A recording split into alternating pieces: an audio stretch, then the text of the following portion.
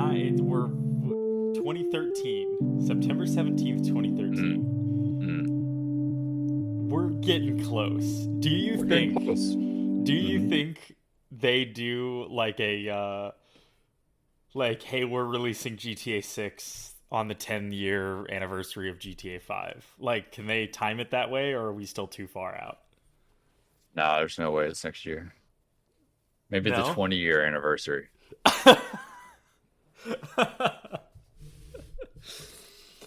Oh god. That sounds more appropriate. Oh They're gonna no. milk five for as long as possible.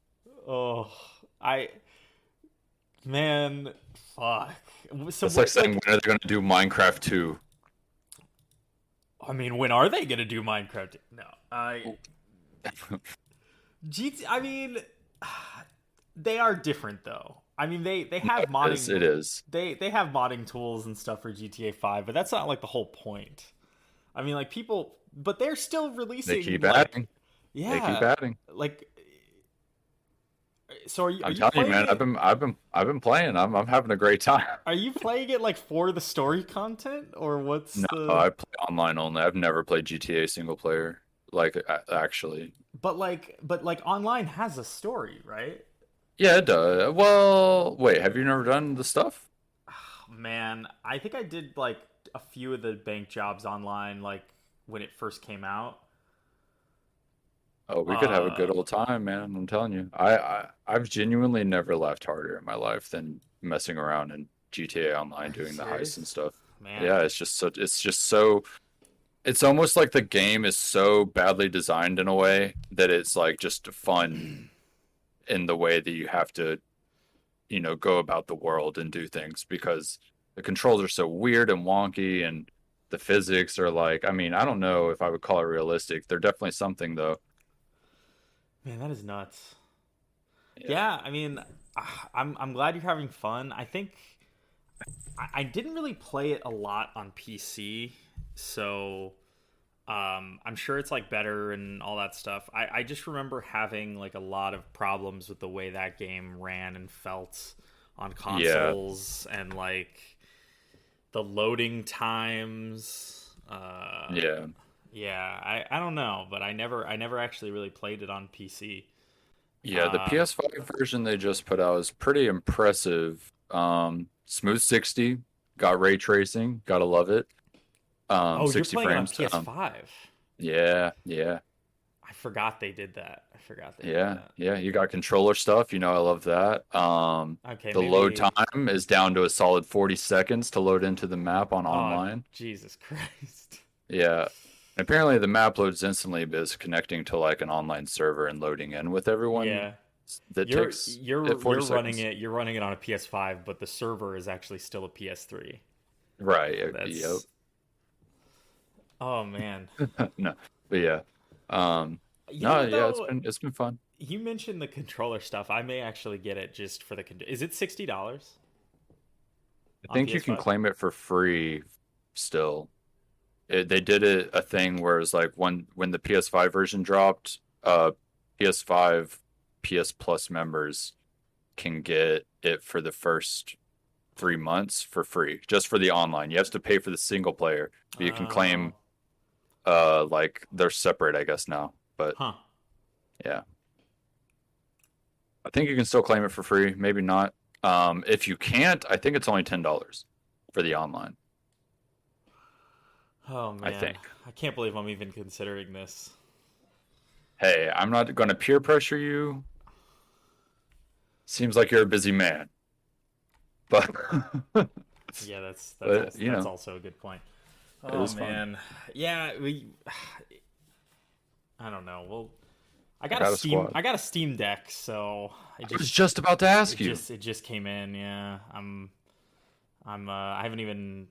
I've used it one time so far, Yeah. so I have no strong opinion yet, but it seems pretty good.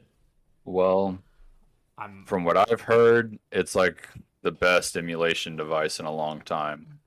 Emu yeah Deck is apparently like really well made and can emulate like anything. And I want it just to play Burnout 3 now yeah. I haven't looked into in that my stuff bed. yet. I don't know if it's. I don't know if it's like, do I need to like sideload Windows for that stuff? Is that what's happening, or? Um, there's some quick videos that explain it all real quick. I don't know the Okay. specifics because I don't have a Steam Deck, so I haven't like watched, but I've dipped my toes into the knowledge a little bit, and it's very easy to set up whatever it is. Hmm. Yeah, Yeah. I think that's my next goal is to like figure out how emulation works and how to get like launchers other than Steam on there, because like I have a lot of like fucking Microsoft Store games I want to play, Mm, and BattleNet game, and, just like all that stuff. Like yeah. this would be perfect for that new fucking apparently really shitty Diablo game. Uh, but this would be like a good way to play that, because they launched Yeah. a PC version. So Oh, I didn't realize. yeah. I saw a number out there. Somebody said if you wanted to get your character to like with like upgraded to like maximum possible power level, it's Yeah. like $50,000 in microtransactions. Oof. Yeah.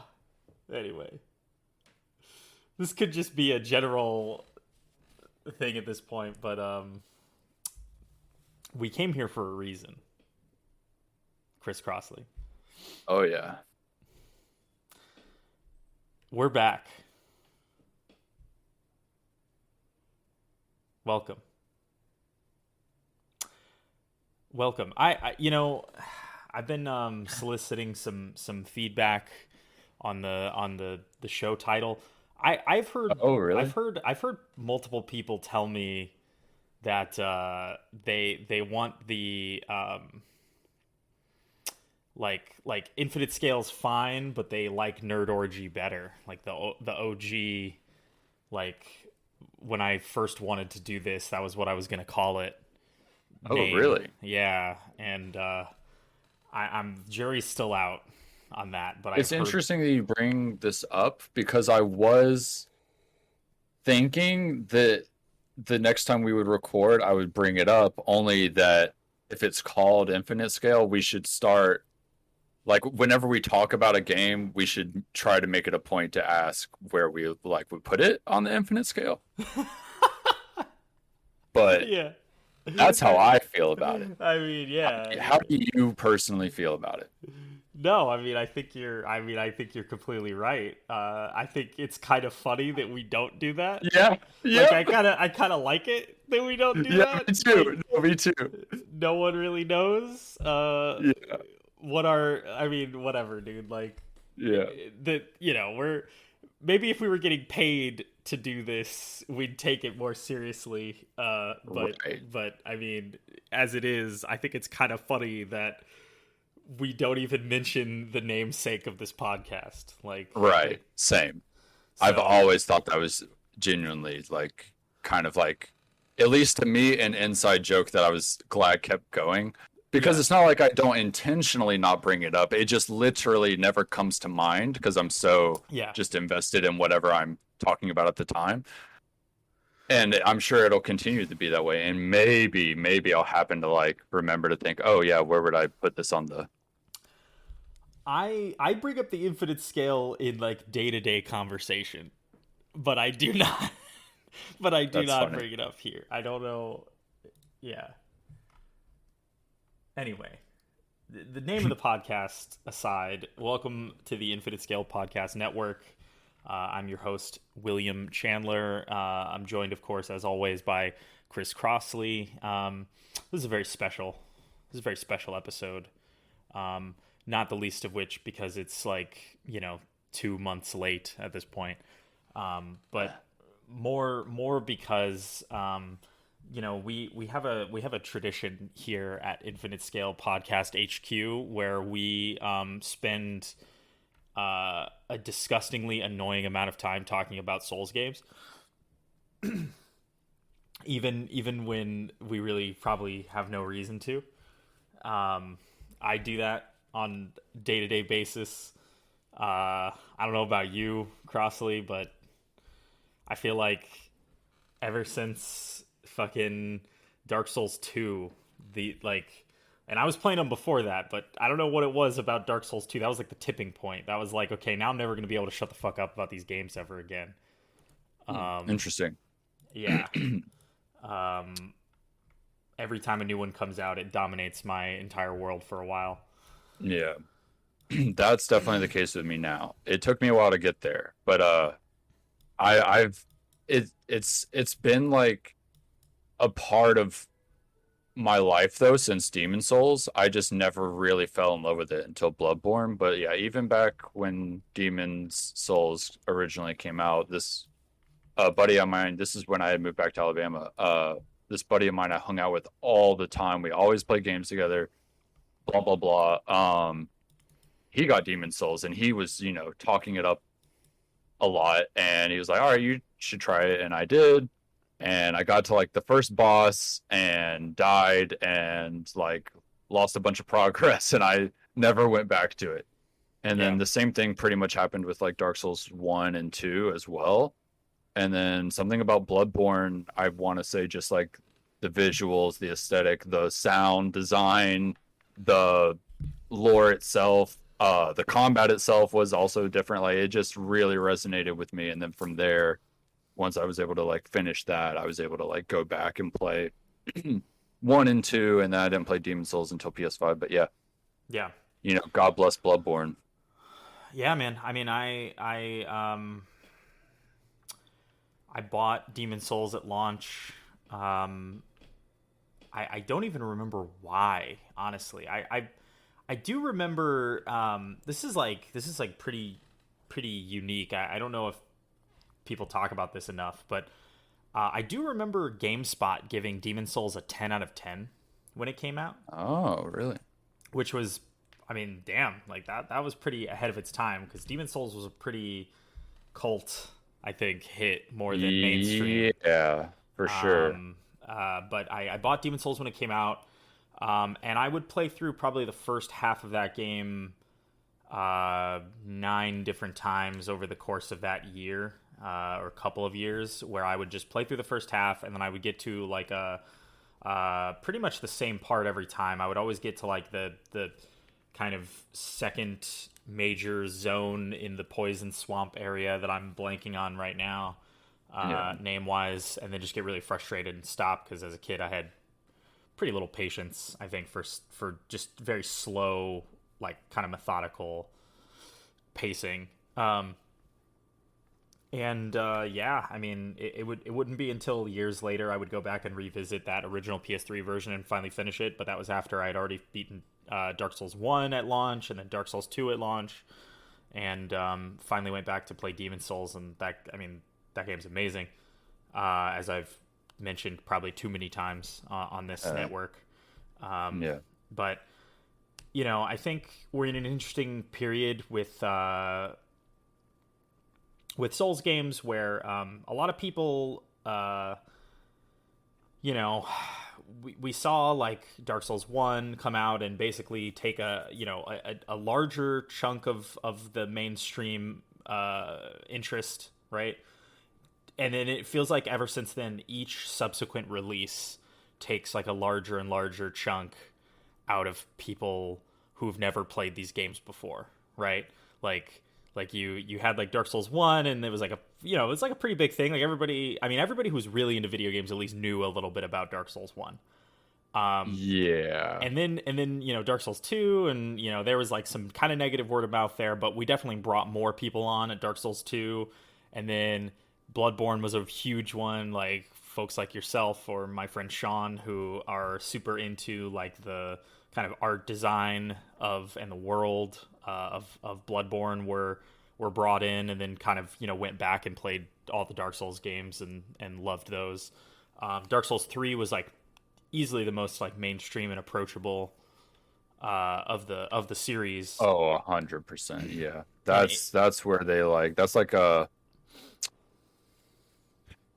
I don't want I feel like this is almost a disservice in a way, but it like really had the Skyrim effect of a lot of people hopped on at Dark Souls 3 and were able to like get into the series for the first time. Like I think similarly with Elder Scrolls, like a lot of people. Well, no, maybe Oblivion was that. Yeah, for I Elder was gonna Scrolls. say I forgot about Oblivion. yeah, I think Oblivion and Dark Souls 3 were like the same. They're like a good Yeah. analog for each other. Like a lot of people jumped on at that point, but Elden Ring is the Oh Skyrim. boy. Yeah, That yeah. is that. I mean, obviously that parallel is hilarious and clunky and like a lot of if you scrutinize that at all. But I mean, Right. in terms of Yeah, right. sales and like popularity, I mean, there are people who have played 10,000 hours of Skyrim and have never touched another Elder Scrolls game. You know what I mean? I mean, it's Right. just Exactly. that game achieved a level of popularity that no other Elder Scrolls game in the past could have possibly dreamed of. And I think the same is true for Elden Ring. Mm-hmm. I'm sure a lot of the Elden Ring people, as they finish it, are going back and looking at Souls games because the sickening part about both Elder Scrolls games and Souls games is that there's really nothing quite like it. Yeah, yeah. Unique And breeds. yeah. So this is kind of a long way of saying that we're here to talk about Elden Ring. Finally, uh, I it's taking me a long time to pick my way through this game. I was not. I'm still not done with it. I Where was. are you? I am very from the limited knowledge I have of the game. I am very close. I mean, I've I'm pretty sure I've discovered every single area on the map at the very Oh, least. that's strong talk, man. I'm telling you. I I don't know. know. I I don't know if know. you've like looked up a little bit, so you're like confident with that statement, but like So that's a strong statement I know because I I've thought that. haven't. So I haven't. Okay. But I'm getting to the point where I'm going to look up just to make sure there's not stuff that I'm missing. But when I say area, I mean like huge map area, like every area No, that I you know need to what you mean. find like a yeah like. I mean, I'm looking at my Steam clock. I'm now I think my Steam playtime is a little longer than the actual in game because I've left it running a few times. But Yeah. I think in game I'm like 110 hours. Yeah, So right on, dude. I've been very methodically picking my way through this game so I can see as much as I could. I've revisited areas multiple times just to make sure I didn't miss anything. You know, I'm gonna ask you things that are in the trailer, but this will also help me. yeah. So I feel like I'm not being super spoilery because I'm going to be really general, but this will help me figure out where you're. Have you seen Snow yet? Oh yeah, for sure. Yeah, Okay, okay, yeah, okay. yeah. Have you, I'm actually done. have I'm you actually done with all that. right? Okay. Did have you been? Fuck. Have you been? Onto a gigantic tree. No, Okay.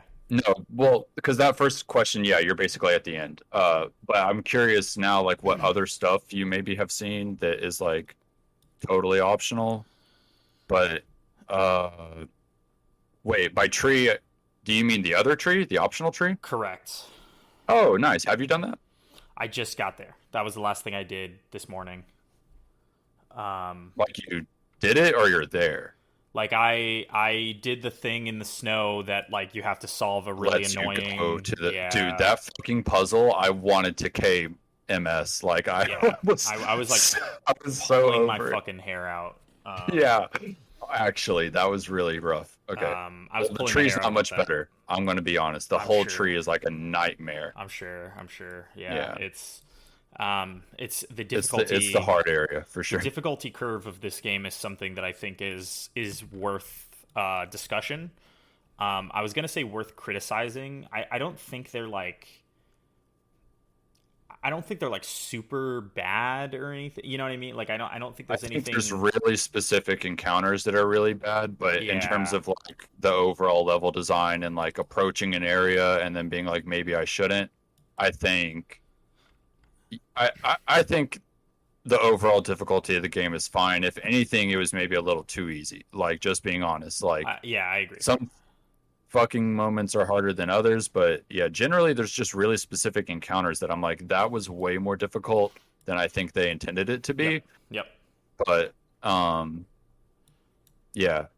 Uh anyway, cool. Yeah, dude, you're like Yeah, you're doing the damn thing. I'm glad. I'm I'm, glad you're I'm that far. I so was not like sure how far you were, but yeah. once I got to the point where I feel like I was gonna hit like a point of no return, um, Hmm.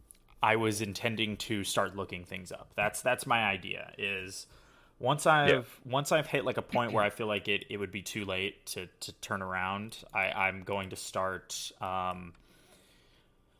you know, googling Yeah. and seeing if there's anything really major that I'm missing. I don't think there is, only because like the way I've been playing this game is like pretty hilariously slow. Like I have been Oh like yeah. very careful with everything. I kind of like was keeping a pretty detailed list of stuff and like list of markers and things in the in-game map Yep. about where I Yep. should go. So I think I'm doing okay. There's just a few like lingering things that I'm not really sure about. But What quests did you happen to do? Just like random quests for people. yeah, so here, why don't we do this? Because I think we're getting pretty deep Yeah, in. sorry. Yeah. So, it's easy to do that with this game, and Yeah. I wanna structure this a little bit because I think we could probably talk about this game for like 6 straight hours, and I Right. really do want to do that. But we should break it up. So I think we should do this one basically up to I was gonna say the halfway point of the game. I don't know if we agree on what that is yet. I was gonna say like I would say like the end of if you're being really thorough, the end of Liurnia could be considered halfway, but I think it's really like the almost like the start of the capital really is probably halfway. Yeah, yeah, that's I guess a huge debate. Yeah. I would say yeah, once you regardless of yeah, okay. Regardless of what you end up doing, once you're able to get to Atlas Plateau, Yeah. you I would say have like entered the other half. Like Yeah. maybe just by coincidence you missed a lot of like optional things, so you end up having more content in that second half to Yeah. like sift through, but yeah, I would definitely say like yeah, Alice Plateau slash the capital is like yeah, safe bet, and then anything after that Yeah, for sure. I mean, we if don't only talk about. yeah, I would say so. Like, you know, we could see how long this takes us and how thorough we want to be. I think it's even Yeah. funnier because you could argue that there are certain parts in Caelid that are like the hardest areas in the game, in my opinion. Like I just now went back We went to there like, last, so um, really, very last. other than General Radon, I did Caelid like dead last because it was a nightmare for me. Yeah, that's fair. I went and like kind of like dicked around a little bit. Like I followed the main path Yeah, that sort of like has bonfires, has the map, and then leads yeah, to General Radon. And then other than that, I was yeah. just like, I don't want to fuck with this at all. There So I is didn't. there is a very clear line in the sand in Caelid to me that defines the hard part and the like manageable part. I think you could draw a line through the map of that continent, and you could say Mm, everything on the other side of this you should do at the end of the game, like for sure. Um, yeah. but anyway, okay. So let's do some general stuff. So Yeah. sorry for the tangent. Um, So Elden Ring has been out for a while now. Looking at this makes me want to cry. Elden Ring came out February 25th, 2022. For myself, I have really not played any other game, so the fact that it's already been that long is really scary. Yeah. Um, and I called it the Skyrim for this Souls series because they announced at some point that they had moved 12 million copies. Only like a month, or I mean, it might have even been a couple of That weeks. was the first weekend. Yeah, that was Okay, like their yeah, initial sales. Yeah. yeah. I mean, 12 million copies blows every other Souls game completely out of the water, and it hasn't even been that long Right. since release yet. I think a game like this has a pretty long tail, unlike some games where you'll see most of your sales in the first month. I do think that was probably a huge chunk, but I think a game like this only probably spreads as more word of mouth.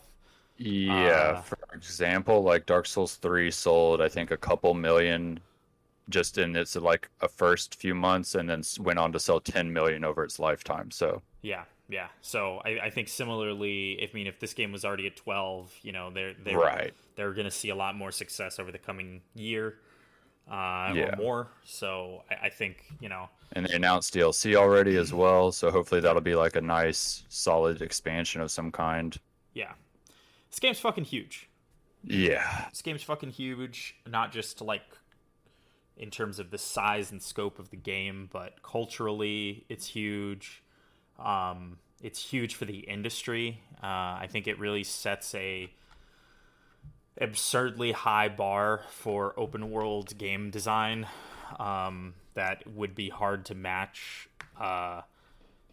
For it, I remember there was a lot of memes around this game's release about Western developers getting pissed off because people were heaping praise on this game and like looking at like Horizon Forbidden West, for instance, a game that is also perfectly fine.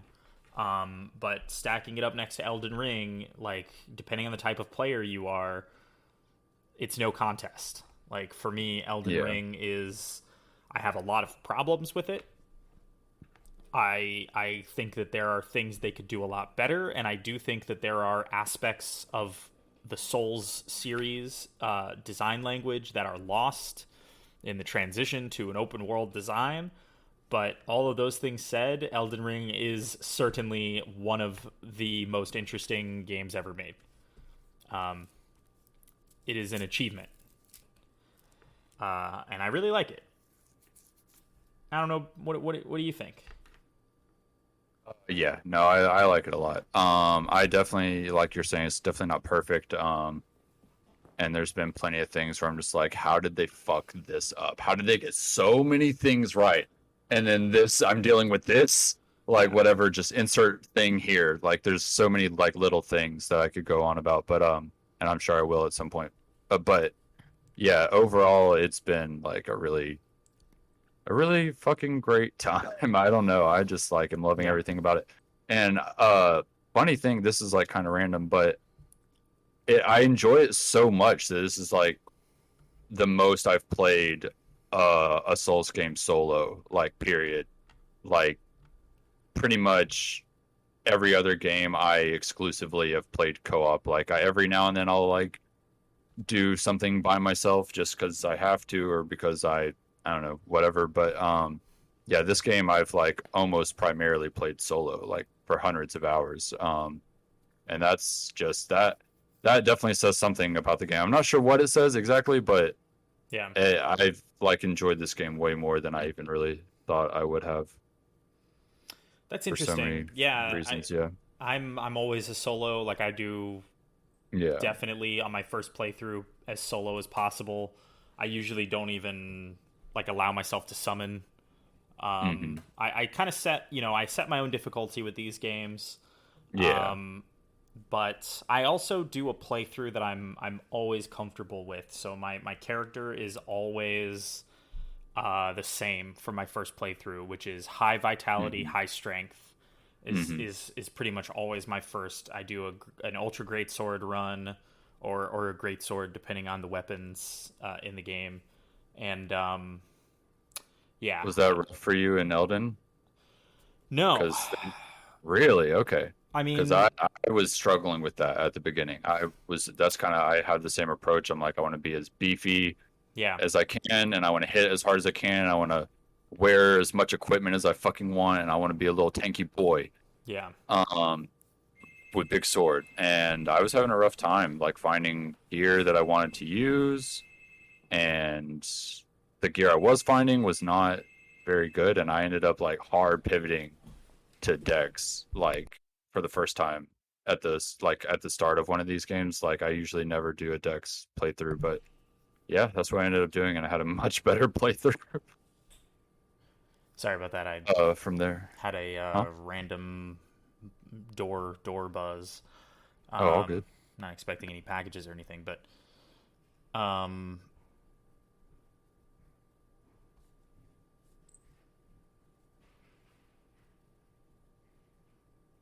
Yeah, I was having a tough time with the strength.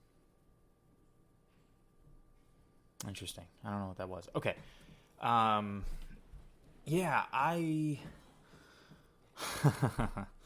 So I sort of kind of avoided some of the problems that you mentioned, but I had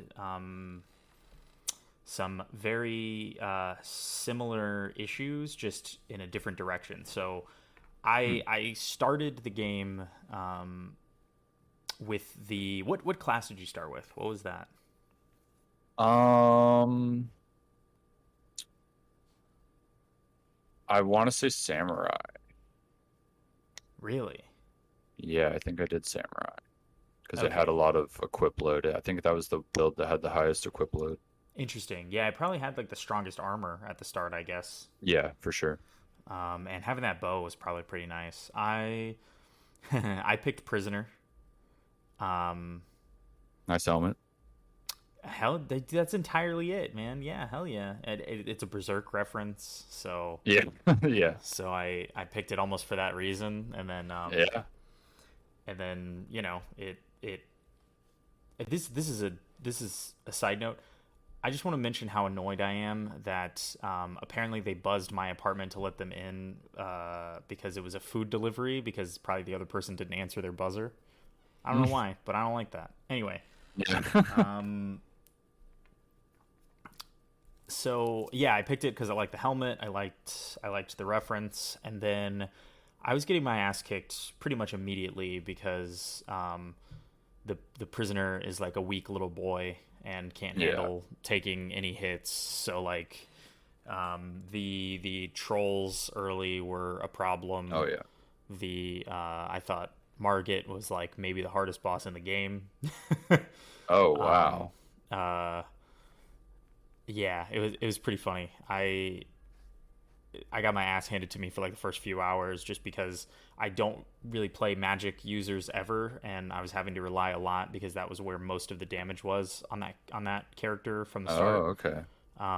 So it was pretty interesting, but so I definitely should have picked a different start, but that was on me. Um,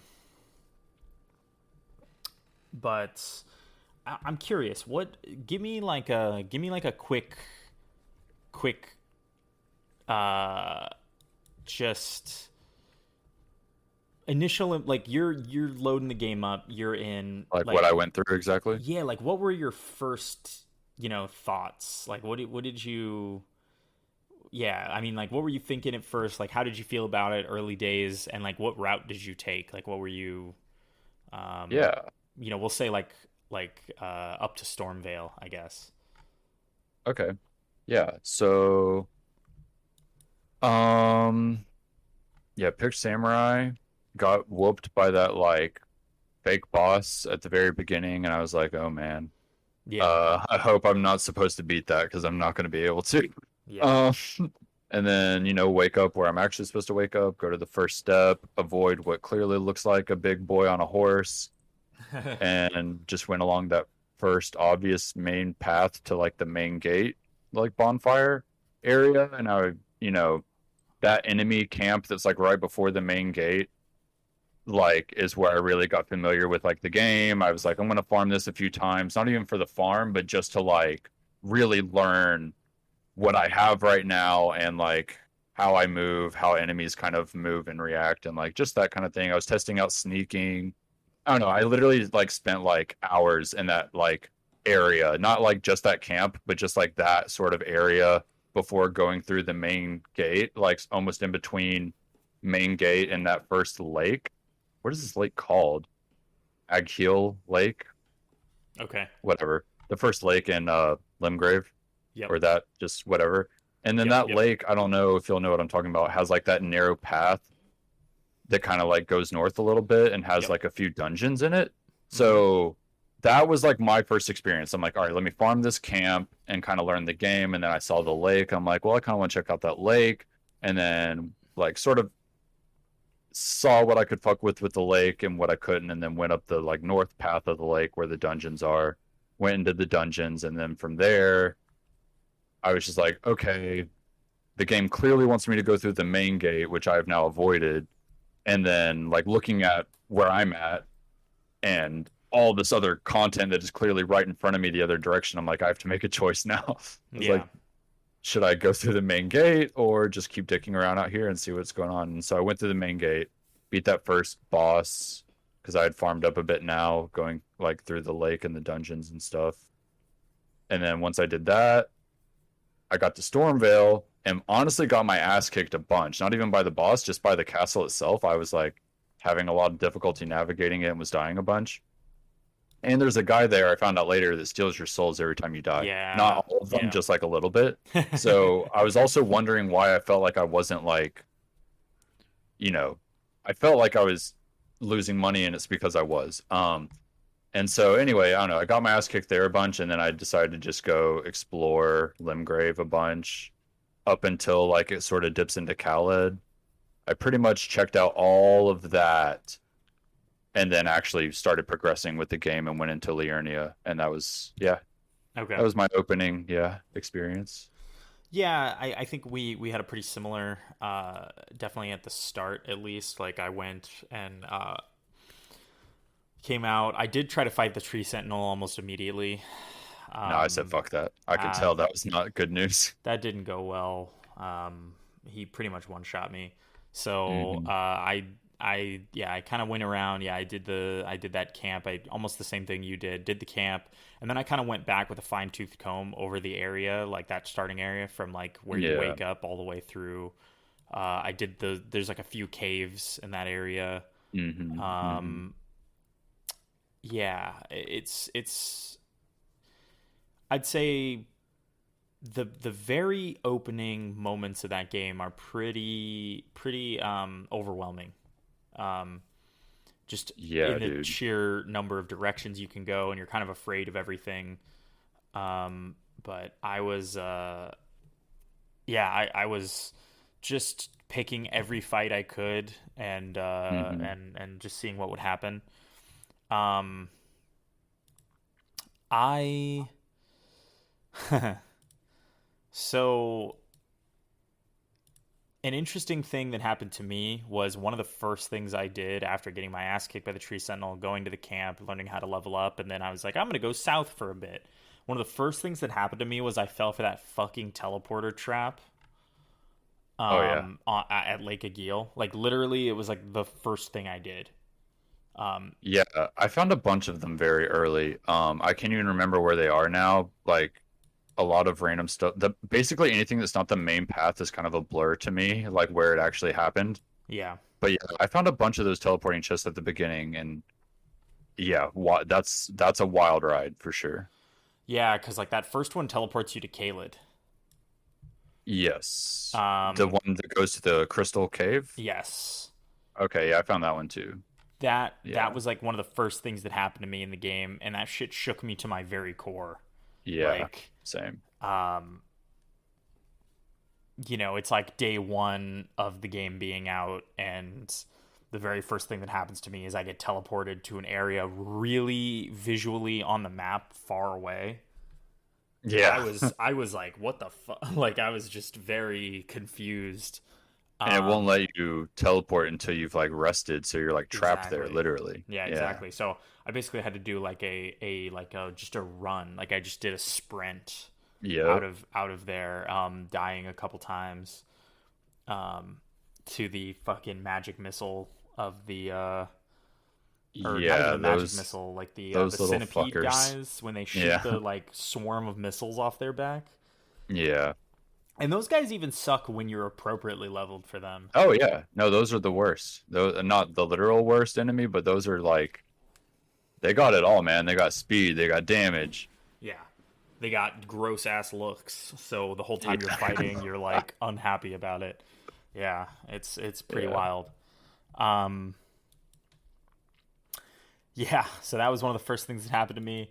And and then one of the next things that happened to me was I went down into the fucking underground using the Yeah, Mistwood the elevator. elevator. Yeah. Dude, same. I found that And really early too. And I was like, holy shit, my whole world is being shook. yep, between those two reveals, Yep. I was like sick to my stomach about this game. I was like, what the fuck is happening to me? Um, it was pretty nuts. So, but yeah, I kind of wandered around. I did a lot of just on foot exploring early on. Like Mm-hmm. I wasn't using the horse a bunch. I was kind of just like taking my time and walking slowly through everything and soaking it all Yep. in. Same. What that meant was I spent like the first like 10 hours of that game just running from area to area and not doing it. Like I Yep. wasn't like making game progress. I was just filling the map out. I was just being a cartographer, basically. That kind of is game progress in some ways, but like I would just find map marker, like I would just mark shit on my map. I would just go around. I was literally that dude from Dark Souls 2 who's like sexually aroused by maps.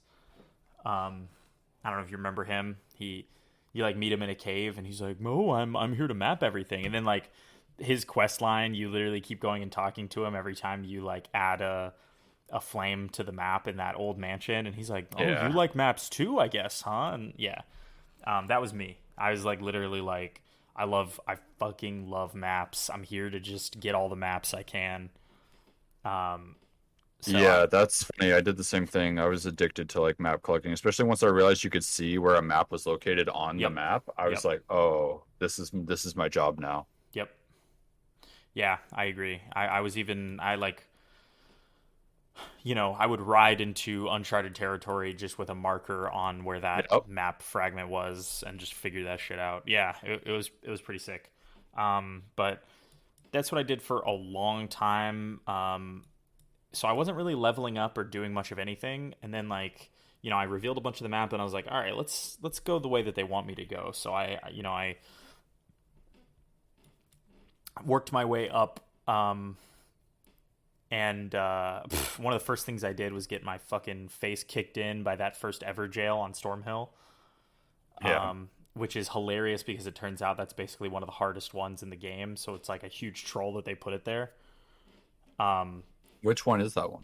I've done them, but I can't remember which one's which. Yeah, the Stormhill Everjail is the one with the guy who would later be known as like one of the Crucible Knights. He's the one with like the big horn in his shield. Okay. And he, after you get him down to half health, he grows those big wings and like will fly at you, like charge at you Yeah. that way. Yeah. Turns out that's like one of the hardest ever jails in the entire game. So there's ones that are like in game areas that I thought were easier than this guy, which is so funny because just his moveset is just fucking brutal. Both the Crucible Knights. I don't want to get too far ahead, but both like the guy with the one who his like big round hammer spear turns into like a fucking drill and he drills your ass, dude. Fuck that guy. He's got like the tree helmet. Yeah. Anyway, Did yeah, you random tangent? I just want to yeah. bring it. This is my least favorite thing about the game by far. Please go on. There's a boss that's very hidden that is just two giant Yes, gargoyles. yes, yeah, I have never been, I think, so frustrated at these games in my life yeah, trying to beat that boss. But I did it, and I'll never go back there. Never again. I will never ever go back there. But wow, I don't know who gave the okay on that. I don't know. yeah. I left and came back. Like I remember like going there and trying that fight and getting my ass kicked so fucking hard that it made like I couldn't even be mad. I was like I have to come back later. Um, and I think I at the time I was fighting them, I hadn't fought Radon yet, so I was definitely a little out of Yeah, order. I think. Um. Anyway, yeah, but I hadn't leveled up a bunch, made it up Stormhill, was getting my ass handed to me by almost everything that I was running into. Except for like regular enemies in Souls games, usually pretty reliable move sets. There, you can dispatch them mostly easily, with some exceptions. The Yeah. trolls I found really intimidating and kind of frustrating to fight at first, but they weren't super hard. Um, They were just like, if you made a mistake, you were going to pay for it. yeah, pretty much.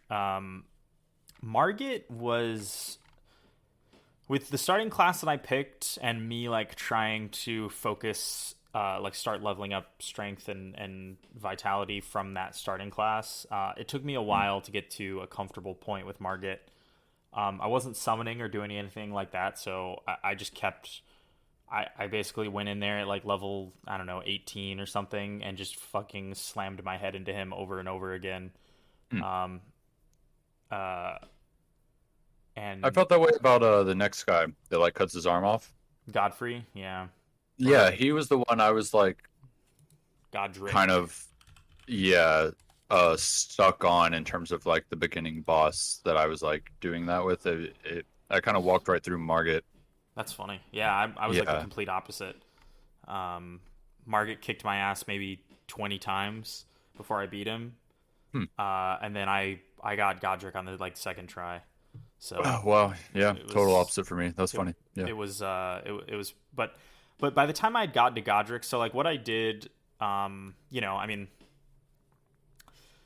got my ass kicked by Margit, and then I basically did all of um the far south Yeah. uh continent. Like I did fuck, South Limgrave, whatever that's called. yeah, what is that called actually? Is that the Storm Peninsula or whatever, the Storm Coast? Is that fucking thing called? Can't believe I'm blanking on this now. It doesn't Um have a name on the map. I guess it's just Limgrave, and it is just like South Limgrave.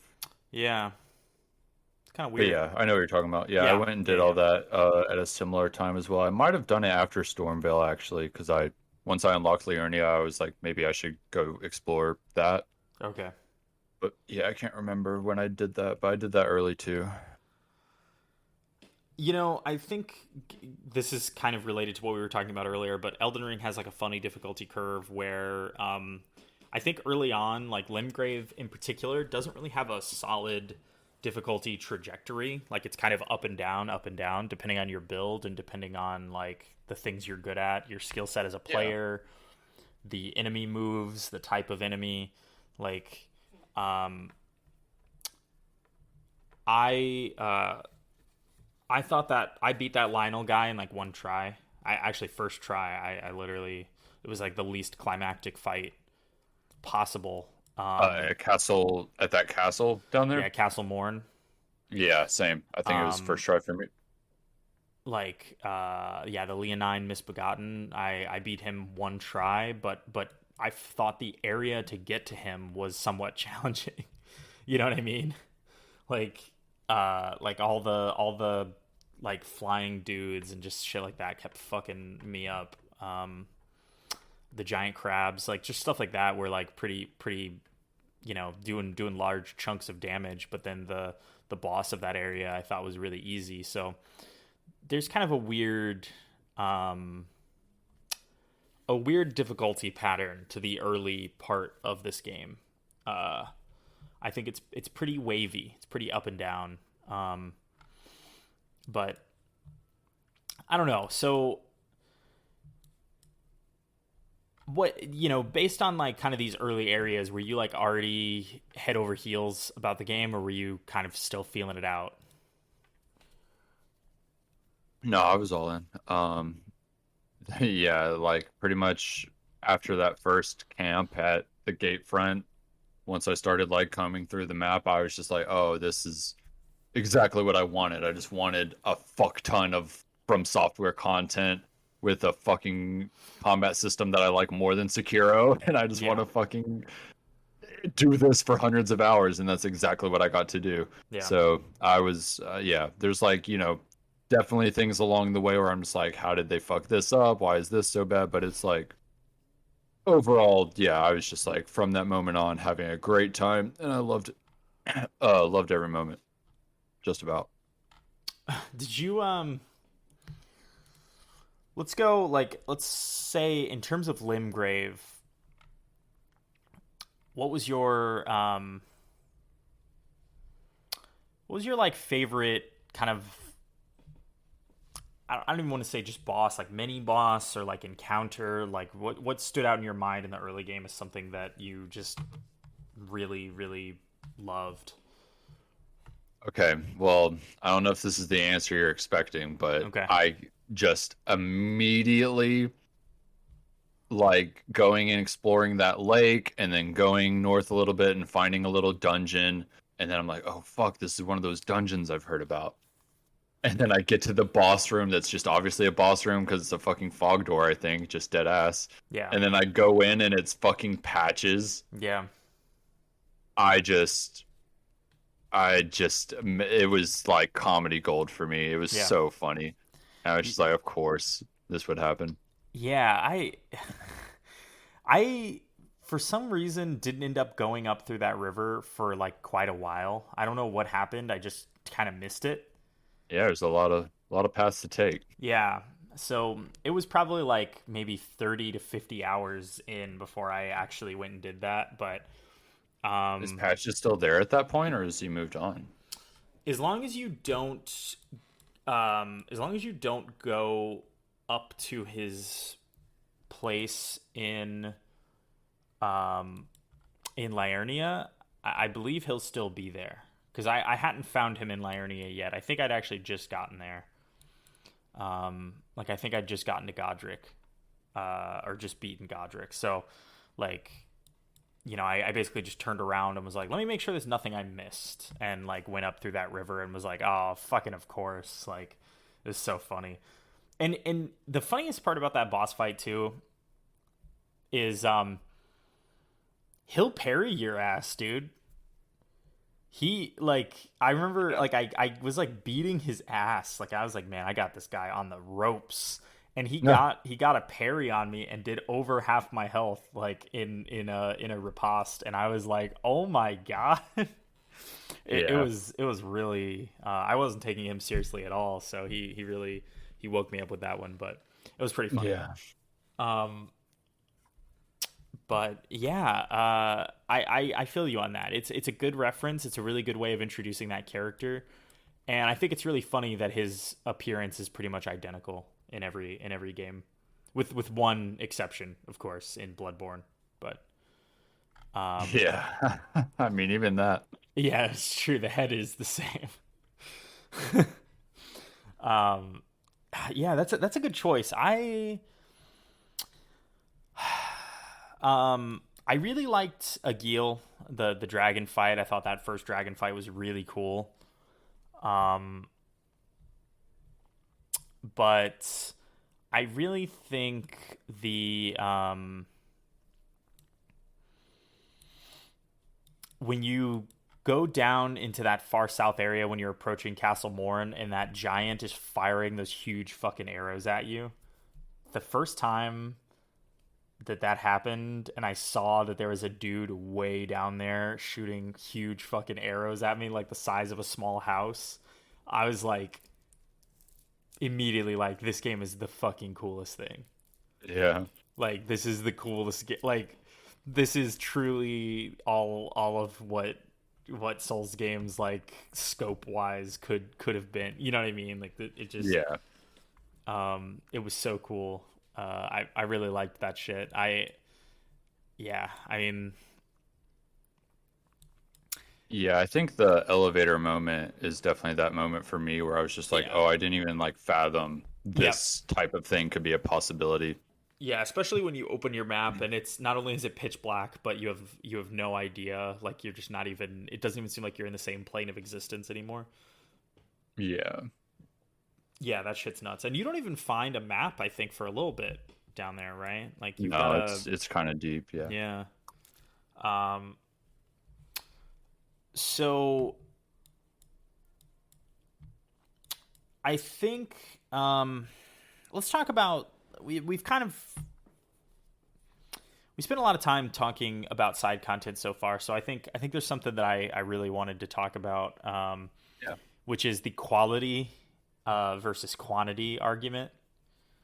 Okay. 'Cause I'm curious on your take on this. So I've gone back and forth on it over the course of this game, but obviously it doesn't take long before you see the archetypes of the different dungeons, right? You've got Yeah, for sure, caves, for sure. you've got catacombs, you've got those hero graves things, um, and man, um, So here's how I feel, if yeah, I may, yeah, please, specifically about the dungeons, let's say, uh, that are like very cookie cutter from themselves at least. Like, yeah, let's say there's 100 dungeons. I don't know how many there are, but let's just say there's 100, and then let's just say like 10 of them are truly unique. There's not another dungeon like them. And then the sure, other 90 are like maybe part of these similar like types of dungeons. There's the crystal one, there's the stone one with the gargoyle, little tiny gargoyle boys. There's like one or two other types of dungeons, like maybe four, like five types total, but like definitely the two main ones are the crystal dungeons and the like stone gargoyle yeah. There's like dungeons. a few poison ones, Yeah, right. Yeah, there's a few archetypes there, but yeah, um, right. So I guess ultimately how I feel about it, they could have cut a fuck ton of those dungeons and I would have been fine. But at the same time, I would take those over like whatever Breath of the Wild did, where it's the same like neon weird technology dungeon puzzle where I use like, I don't know, a ball and throw it in a hole like 300 million times throughout the game. Like it's still like just spread out enough where I'm just like, anytime I find a dungeon, I'm like, oh fuck, there's another one. Like I gotta go get it. I gotta go get it. And then I know at the end there's gonna be a boss that hopefully I haven't seen before. But maybe I have, yeah, and then a cool weapon, maybe, or a cool spell, maybe. Like there's always like that thing that's just like this might be worth it, or there might be something yeah, cool in here. Like they might deliver, like, or it's just gonna be like more of the combat that I love. So it's just like it's still like fine for me, but I guess feel like they probably could have cut a bunch of those dungeons, but they're still really satisfying, even if they're the least satisfying and most redundant part of the game.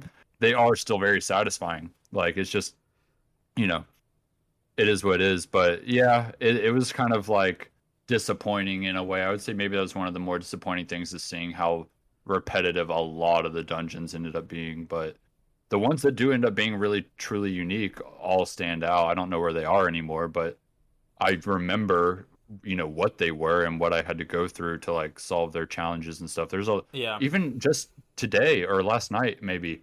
I'm on New Game Plus like 4 or 5 now, and I found an area in a dungeon I hadn't done before. Oh Not like a Jesus, big area or anything, just like a little like path I had missed that led to a dungeon. And I was just like, I hadn't done any of this, and I got like a whole armor set I didn't even know was in the game, and like a weapon I didn't have, and like some other shit. And I was just like, okay, well, there's still little nooks and crannies I'm missing, I guess. But huh? it was a unique dungeon too. Yeah. So Where was it? Just out of uh, curiosity. I mean, like which part of the it's game was it in? it's right outside the Capitol before you go up that main staircase where the two tree sentinels are guarding the entrance to like the Capitol's like main Oh grounds. yeah, yeah, yeah. Okay. So to the left of them, there's a path with like bears, and I had gone up it before, but I had just never noticed it keeps going, and there's a little dungeon in there. Um, I want to say that's where it was. Maybe it was. I don't know. I think I know which one you're talking about. There's also a dungeon literally right outside the Capitol Yeah. beside the draconic tree sentinel that's actually guarding the capital. There's a dungeon over there I just found recently too that I missed. Anyway, Yeah, yeah. there's a lot of like some of it some of the stuff that I'll miss, I feel like was hidden in plain sight. Like I just didn't happen to look exactly the right way at the map, or like wasn't paying close enough attention. Um, like I realized I was like combing back over the map the other day with like a fine tooth comb, like just zooming in on everything and being like, what does this look like? Does this look like something I can do? You know what I mean?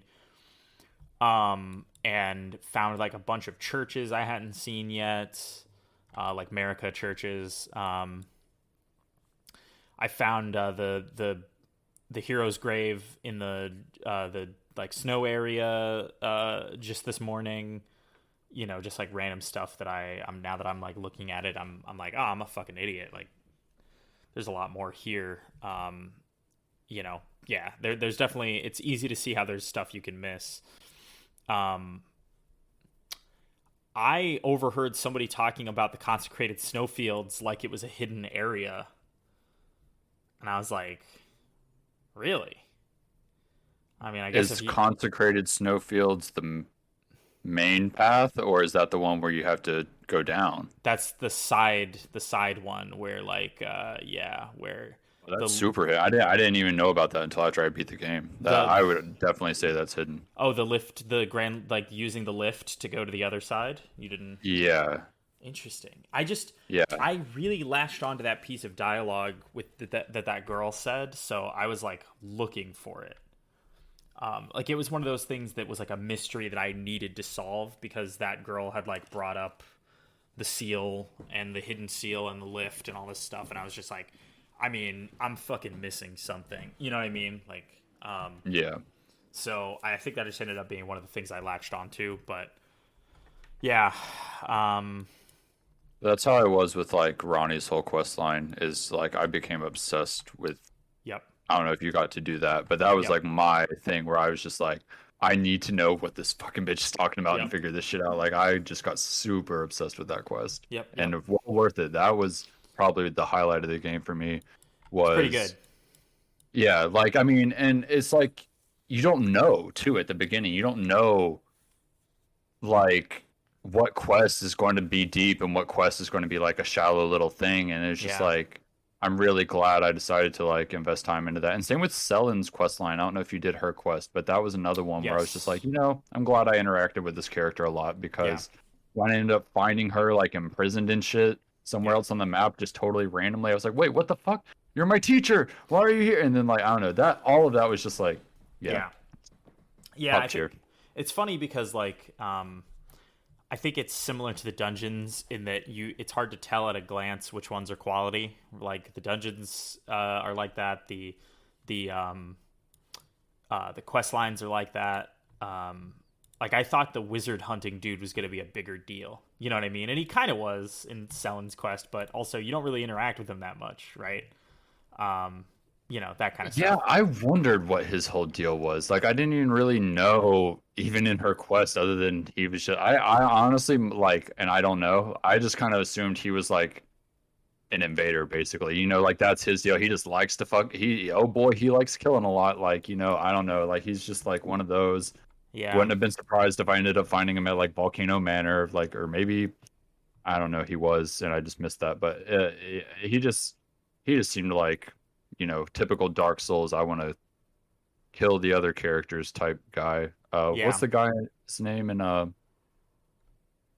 Dark Souls 1 that's at Firelink that kills people? Yeah. The guy you end up invading, he kills the firekeeper. Is that who you're talking about? Yeah, he gives me that kind of vibe. Yeah, I could see that. I mean, this guy, uh, I thought D was gonna be like that, honestly, but I don't know anything about him.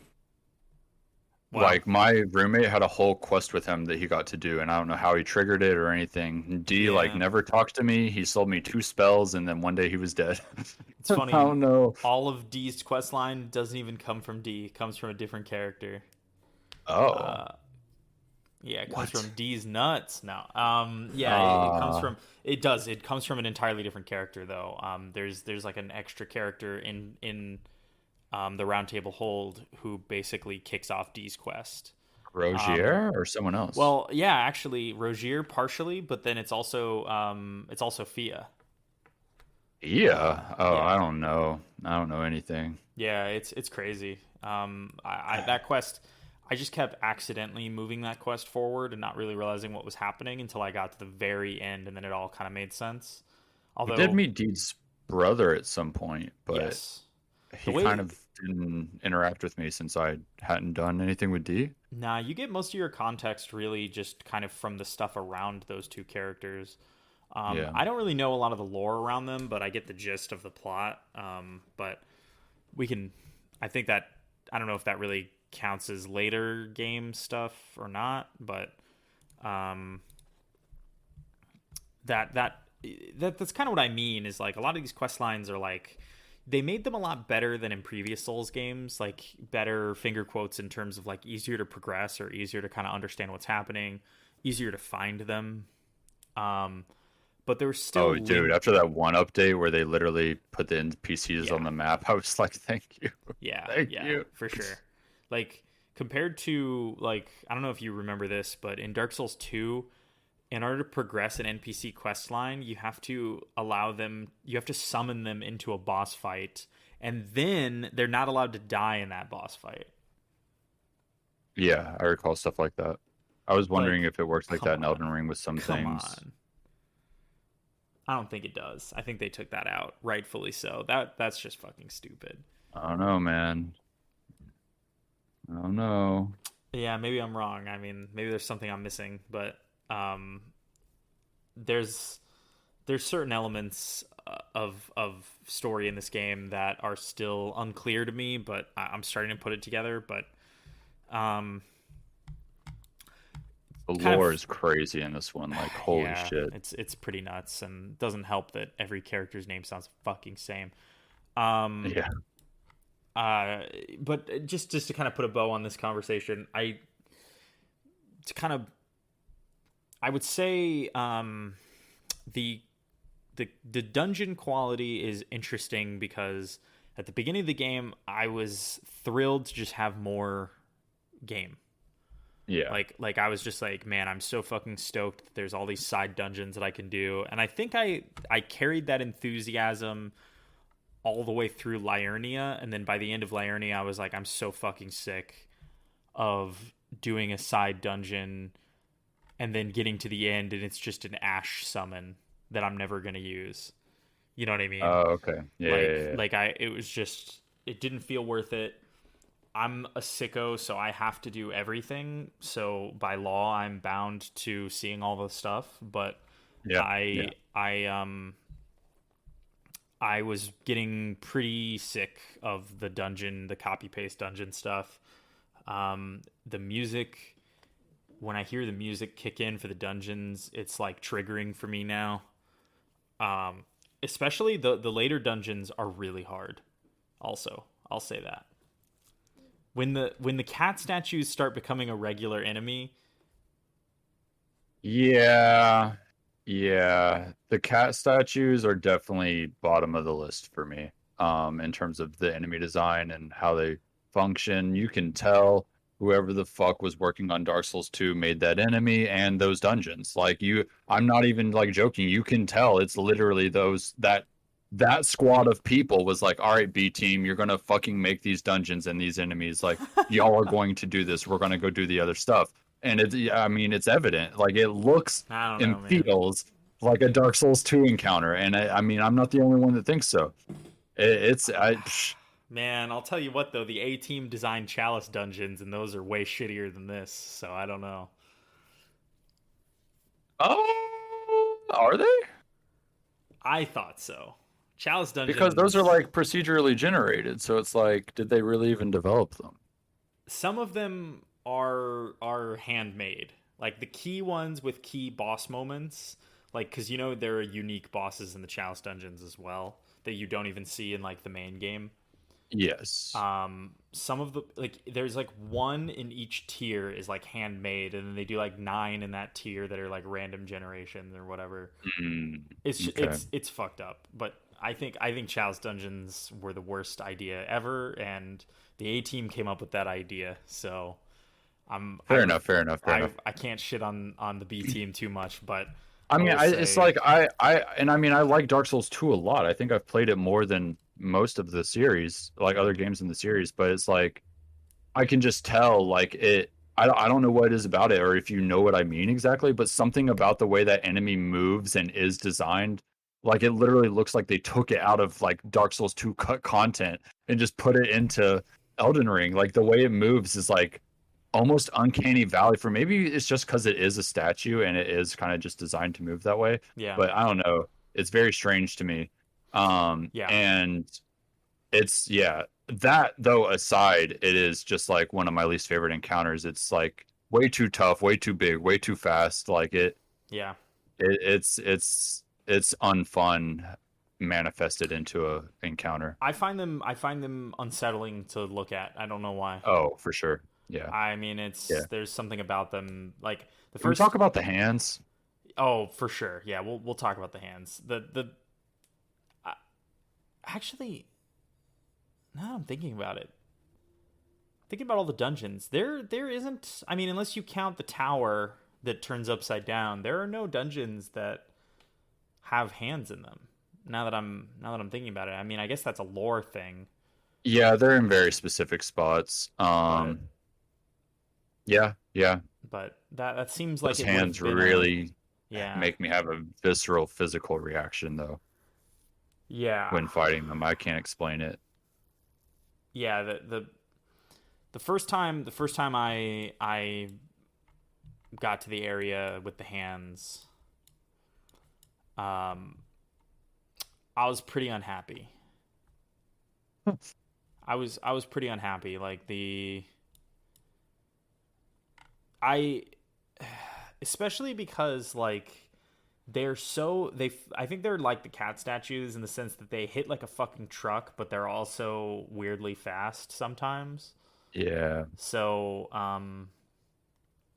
yeah, I don't know. That shit was pretty strange. I um what did you Hmm. were you like did you just like pick a weapon and then stick with it for most of the game, or are you switching a lot at this point? Like, let's say like up through Liurnia, like what were you working with?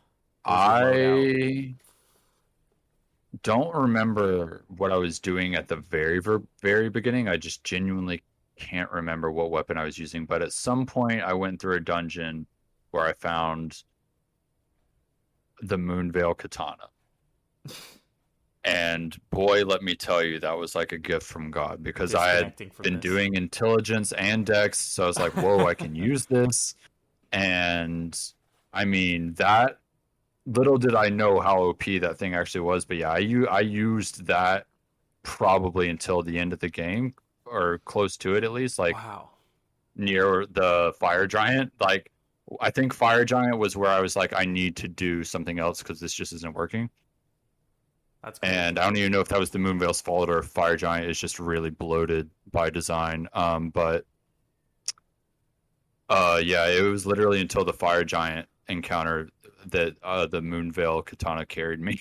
And then Wow. around that point, yeah, I did switch to the Moonlight Greatsword whenever I beat Ronnie's questline. I was like, I have to use this. Yeah. But I'd stopped using it at some point just because the Moonveil was doing the exact same amount of damage and was way faster. Um, Yeah, and then I swapped to bleed weapons after Fire Giant just because they'd recently patched it to where bleed actually worked properly. And I kept getting invaded and everybody was using bleed. So I was like, I have to use bleed. And then I was addicted to bleed. And now I'm a bleed god. Everything You were getting bleeds around me. invaded? I haven't been invaded once in this game.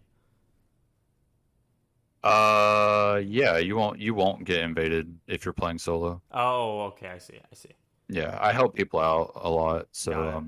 a lot of invasion happens in that scenario. Yeah, that's fair. Yeah. Okay. I Yeah. didn't know. I mean, I was waiting for like the grave lording area to come back, like one area where it's like a single player Yeah, area that you get invaded in, but it I don't never think there is happened. one. There's a lot Yeah. of NPC invasions in this game There though, so I are. That's think that true. was their yeah, I Yeah. think that was their logic. There is a huge amount of them. Those are all pretty fun, with a couple of exceptions. I thought that Vike guy was a fucking pain in the ass, but I think that might be after the areas we're talking about. So maybe I can't even remember now. Yeah, same. Where the fuck was Vike? No, he was like near like the Frenzy Village and stuff like that, which is like North Liurnia. So Oh, I didn't even find the place with the Eye of Sauron. yeah, Yeah, I didn't even find that until after I beat the game. I was just like randomly navigating that area that like leads to it, like the little hidden path that kind of yeah, goes to yeah. it. And all of a sudden I start dying and I'm like, what the fuck is going on? I just start running for my life and I'm just still dying and I don't know why. And then eventually I see the Eye of Sauron just staring me down to death and I'm like, oh fuck. Yeah, it's pretty nuts. Yeah. That's so funny. Yeah, I don't know what happened. I saw a path off to the side because I didn't have the medallions for the lift that I needed. So Yeah. I saw a path off to the side. And I was Have like, let's you? check this out. Did you find Jarberg? Dude, I found Jarberg way late. Yeah, same. I found it like at the end or after I beat it. Yeah, I yeah, I was just kind of wandering around and fucking I don't know what happened. Like I looked down and was like, "What the fuck is that?" Uh, and I think it took me a while to figure out how to get down there. I It kept, is kind of hard to get down there. Yeah. but I finally went down there. Dude, I cannot fucking find. I spoke with the young Jar, but I'm actually still. I haven't. Like the last time I saw Alexander was a while ago. I saw Alexander Yeah. in the lava, Okay. and then I haven't seen him anywhere since. But He's at, I think after that at Farum Azula somewhere. yeah, which is weird because I'm at what I think like I'm not sure if it is or not, but I'm at the what I think is the last boss of that area, and I haven't seen him, so I don't know what the fuck. Maybe I just missed him. I don't He's know. in a very hidden spot. Is Like he he's okay? actually really hard to get to. It's one of the things I had to look up. I could see him. Like I literally at some point was like, I fucking see him. I just don't know where to get, like how to Oh actually get to really? him. Fuck. Yeah, Okay. All it's right. very difficult. The Maybe. fight itself, I don't. Spoiler, sorry, you have to fight him, but it's like depressingly easy. Uh, But I think that that's seems in part of it. line. Like you Yeah. kind of don't want to do it Yeah. almost, but Yeah. That seems in line with his character. yeah, for sure. Poor guy. Um, yeah. Yeah. He's no Siegmeyer, but he's pretty good. I do like Yeah. him. Um, Man, so Fair Missoula, huh? yeah, I don't want to talk about that now. We'll talk about that Yeah, next no, time. I know, yeah. But yeah, that place sucks ass. This, you know what? I think if there's something that I can say about the latter half of the game about where I am now is I think Miyazaki, for the fucking life of him, cannot end a video game. I mean, like, the latter areas of every game are always the worst. I don't know what it is, but like I thought the last like three areas in Bloodborne were like horse shit. And not even that they were super hard, just that they just were not pleasant or fun to play through. Um, yeah, I don't know. I think that's kind of the case with this game too. The snow area is okay. It's alright. I don't hate it. It's fine. It's fine. I thought the sewers were pretty unfun. I don't know. The sewers are the worst. They're Not pretty unfun. like literally, but they're bad, yeah. Yeah, I mean, but anyway, Yeah. we're getting ahead of ourselves. So of the quest lines, let's see. So first half of the game, let's think. What do you got? You got Bach. Did you find Bach? Is that the monkey man? Yeah. I didn't, but I know of him. Okay. I haven't done his quest yet, so I don't know what happens, but I have heard of his existence. Okay. So I know he's like a tailor, and but other than that, Yes. I don't know anything about him. Yeah, yes, the tailor to the future lord. Yeah. Yeah, he's actually one of the more like sweet, like heartwarming quest Yeah. lines. I found him on accident. Like I was just walking around and started hearing voices and was like, "What the fuck?" It's pretty weird. Yeah. You got Bach. You've got Selen. It took me a long time to figure out what Selen's deal was. Yeah, same. And like a really long time. I mean, it was like 60 plus hours before I came back and really started progressing her quest line. Like I was just super confused. Yeah. I think that's by design, but Yeah. oh, another really good early game thing is Blythe, or Blythe, I guess is what they call him. Yeah, that was a yeah, I liked his character a lot. What they did there. That reveal, like when you hear like the howling, and then if you go back to the merchant, he tells you how to summon him. Did you do all Yeah. that? I didn't have that early of an encounter with him. I Okay. mostly had stuff with him like later on, I guess, Okay. Did you see what or other happens? places. Did you hear about that? I think I have, but I'm not sure exactly what is supposed to. So so no, but I know he has a spot that he hangs out at, and you Yeah. can like get him to come down, but I don't know what happens or anything. So I was in the Mistwood. This was the time that I found the elevator down to Siafra. Yeah. Um, I was wandering around and I heard a howling, and I was like, "Man, fucking wolves or something out here." Like, didn't think much of it. It sounded weirdly specific. Like it was very loud and there were no wolves nearby. So I was like, this. I mean, it stuck out of my brain as odd, but I kind of immediately forgot about it. Because shortly after that, I went down that gigantic elevator and my fucking brain flew out of my ass. Um, but when you go back, I had this habit of, for some reason, I thought that the guy at the church, the merchant at the church, Kale, I thought he was gonna have like a huge quest line. Um,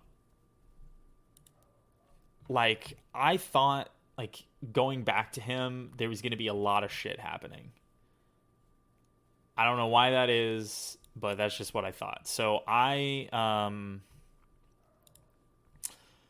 went back to Kale all the time to talk to him.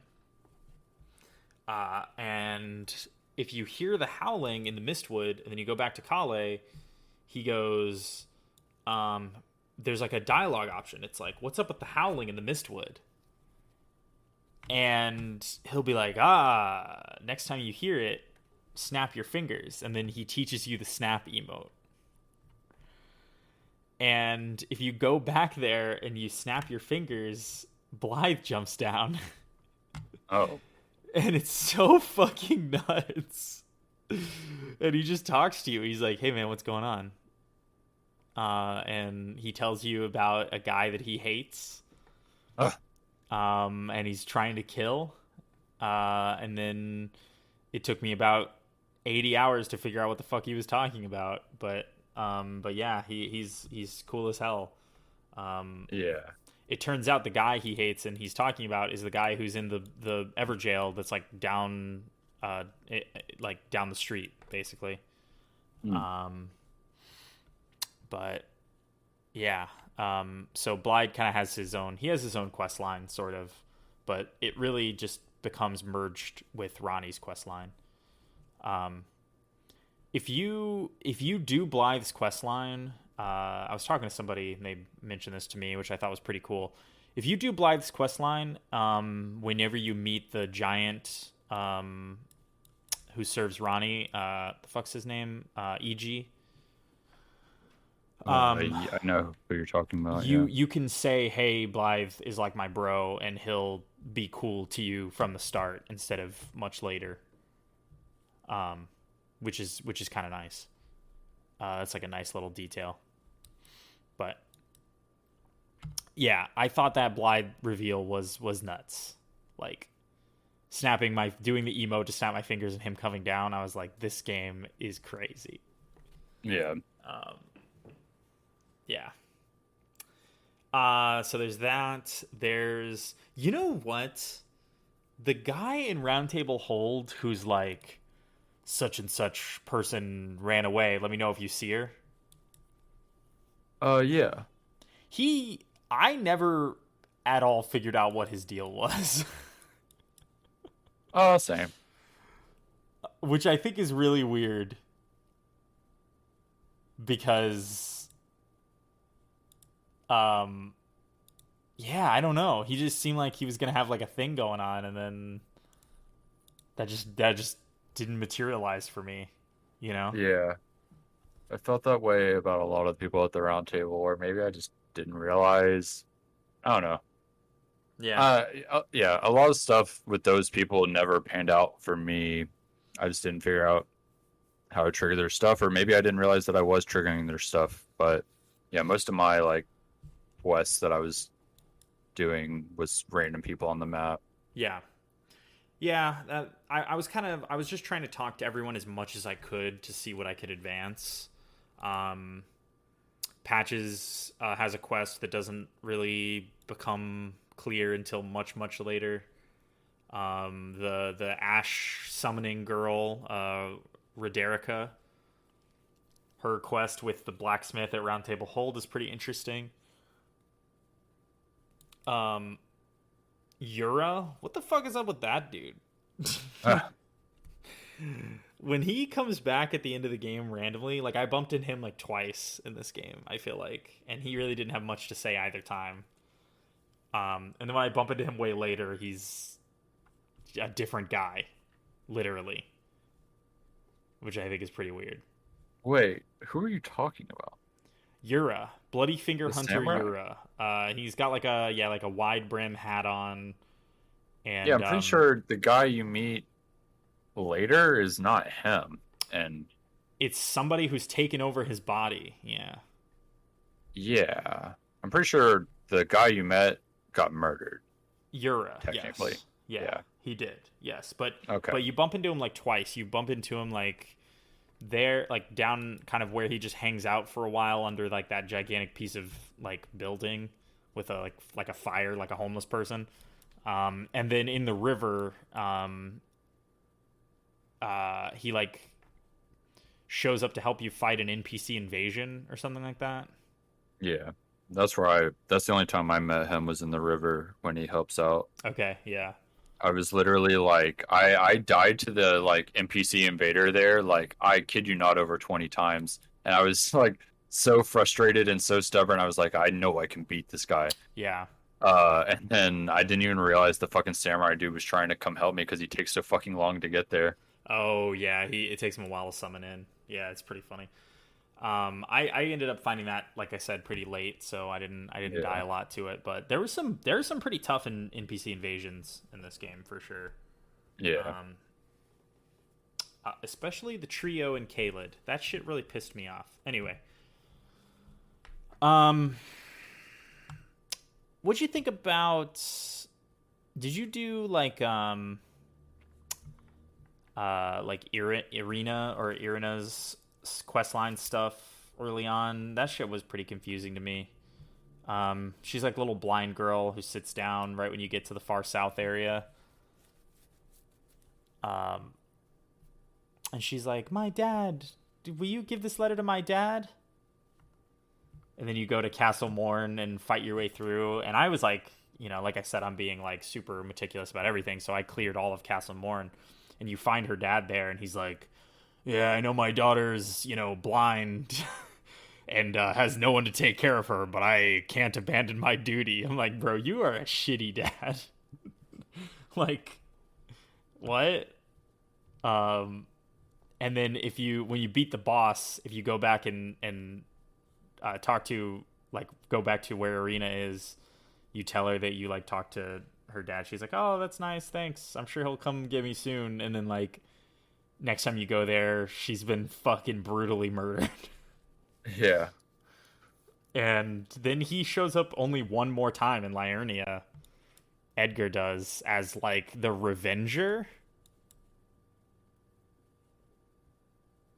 Uh, at a random like there's like this landmark called the Revenger's Shack, and you just like walk Huh. in and he invades you.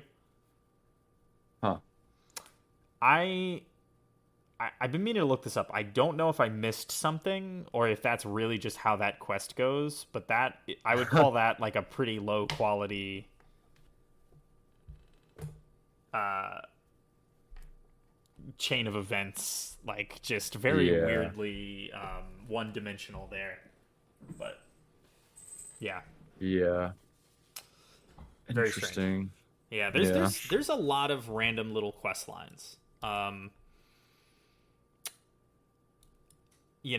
pretty sure there's someone missing. Oh yeah, Kenneth Height. I don't know if you did his. Yeah, I did. Did you see it all the way through to the end, like with the Stormveil stuff, I think so. where you like the other girl like joins you and him, and she like agrees to take over Godric's throne or whatever. I don't I don't know, I guess. Yeah, Maybe. I remembered I thought I did that whole quest, but maybe I didn't. That was a while ago. yeah, yeah. A lot of this stuff kind of like fades, I think, into the background, um, especially if it's not clear how to progress it, I guess.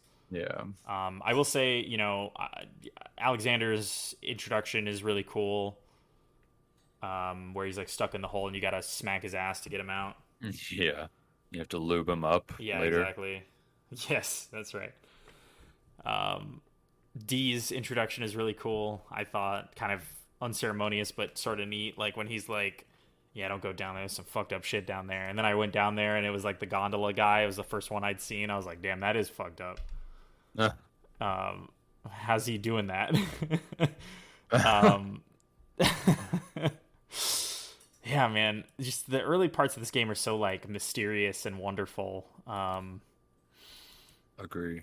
There's like those random like arena looking structures. The first one is like kind of near the path to Stormvale. I don't know if you remember that, but it's like a big semicircle on the map. It looks like it's like broken Yes. up, and there's one on like every continent. The one in Yeah. Caelid has like the huge jar in front of it. Yeah, those are definitely there for a reason, and I'm wondering if they're gonna Yeah, I don't know how much you've kind of looked into the cut content of this game, not but much. much like any Dark Souls, there's a bunch of it, and all of those are like things that were obviously meant to be used. I want to assume those would have been like PvP areas, sort of to like what you're talking about earlier, Yeah, that seem to be missing from this game. I think those would have been like areas you could have gone and would have been like forced PvP encounters. interesting. Uh, Videos, yeah, seem to somehow imply that those would have been used for that, and then they all have like boss encounters too.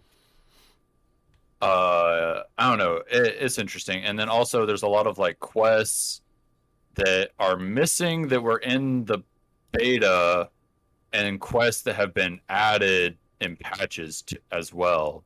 Okay, So I'm wondering if they're going to keep adding random stuff that they literally just didn't have time to finish by release or what. I'm not sure, but yeah, those like Coliseum things. I don't know. I think there's actually one you can like get in. I'm not sure. Maybe it was a Divine Tower. oh, interesting. Okay. Yeah. But yeah. Yeah, I could see them being the DLC stuff or like what you're talking about, like cut content, but it is pretty funny that they feature so prominently on the map.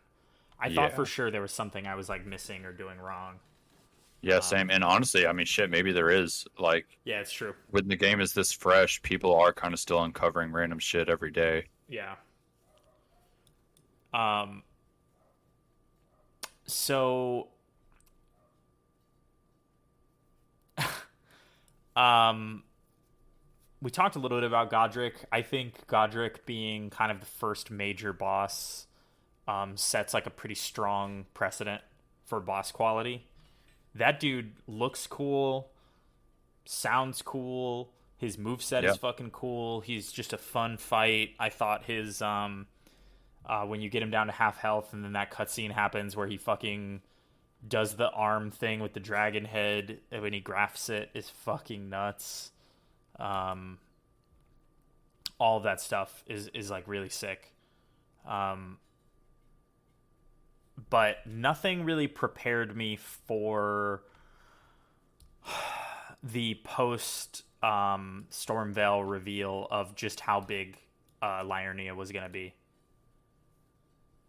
I don't know if you remember, but when you beat Stormveil, you go through like that kind of narrow tunnel, and then you come Hmm. out, and you're just standing on this overlook, like a huge fucking cliff, um, over Liurnia, and you just see, and it's like my like again, I was just like, oh my god, this game is fucking so huge. Um, that that was like, it feels like there are multiple moments like that in this game, which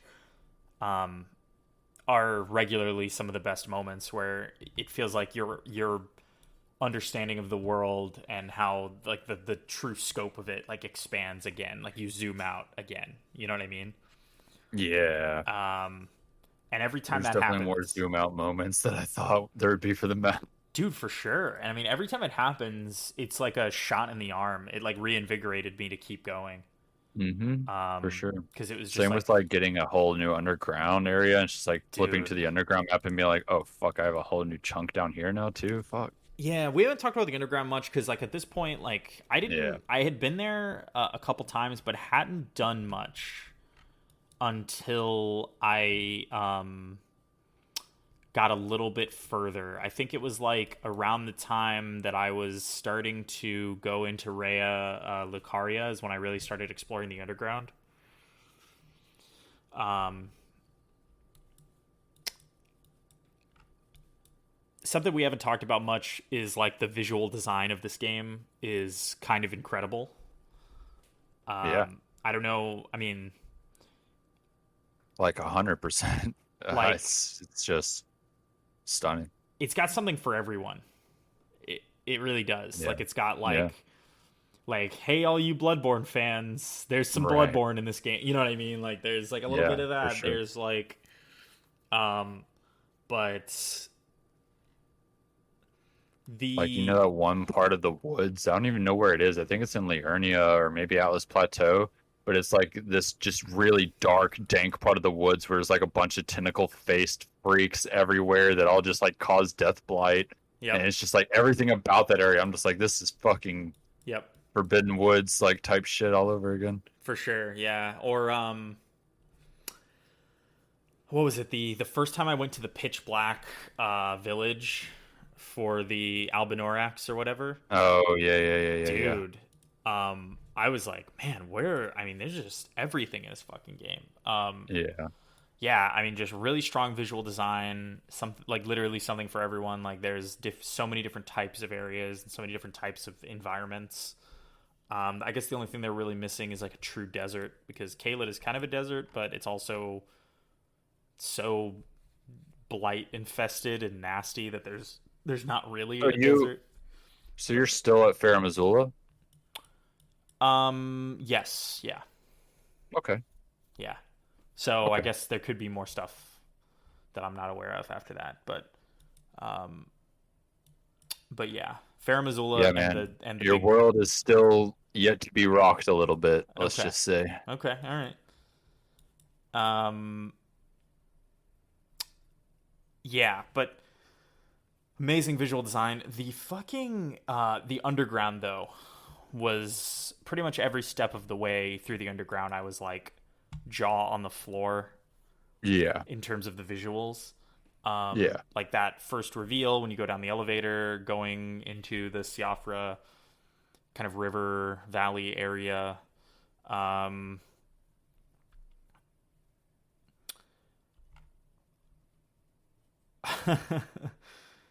uh, Ronnie's It, quest line forces you yeah. to explore a Oh lot yeah. of it. Oh yeah. But let me ask you this. Uh-huh. Um, so there's that first area that you kind of explore sort of a lot. I had done as pretty much as much of it as I could, um, without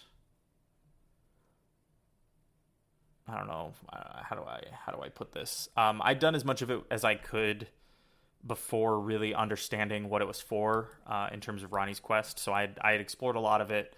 I had come out of that second elevator that takes you up to Caelid, which really fucked me up. Also, Yeah. because I came up instead of going down, and that was like I was like, what the fuck is going on here? Um, but what did you think? Like were you like thinking like the underground's gonna be as big as the surface, or what was your kind of thinking there? I remember not being sure. I was like, either there is going to be a whole other underground map and this game is like insane, or there's just, yeah,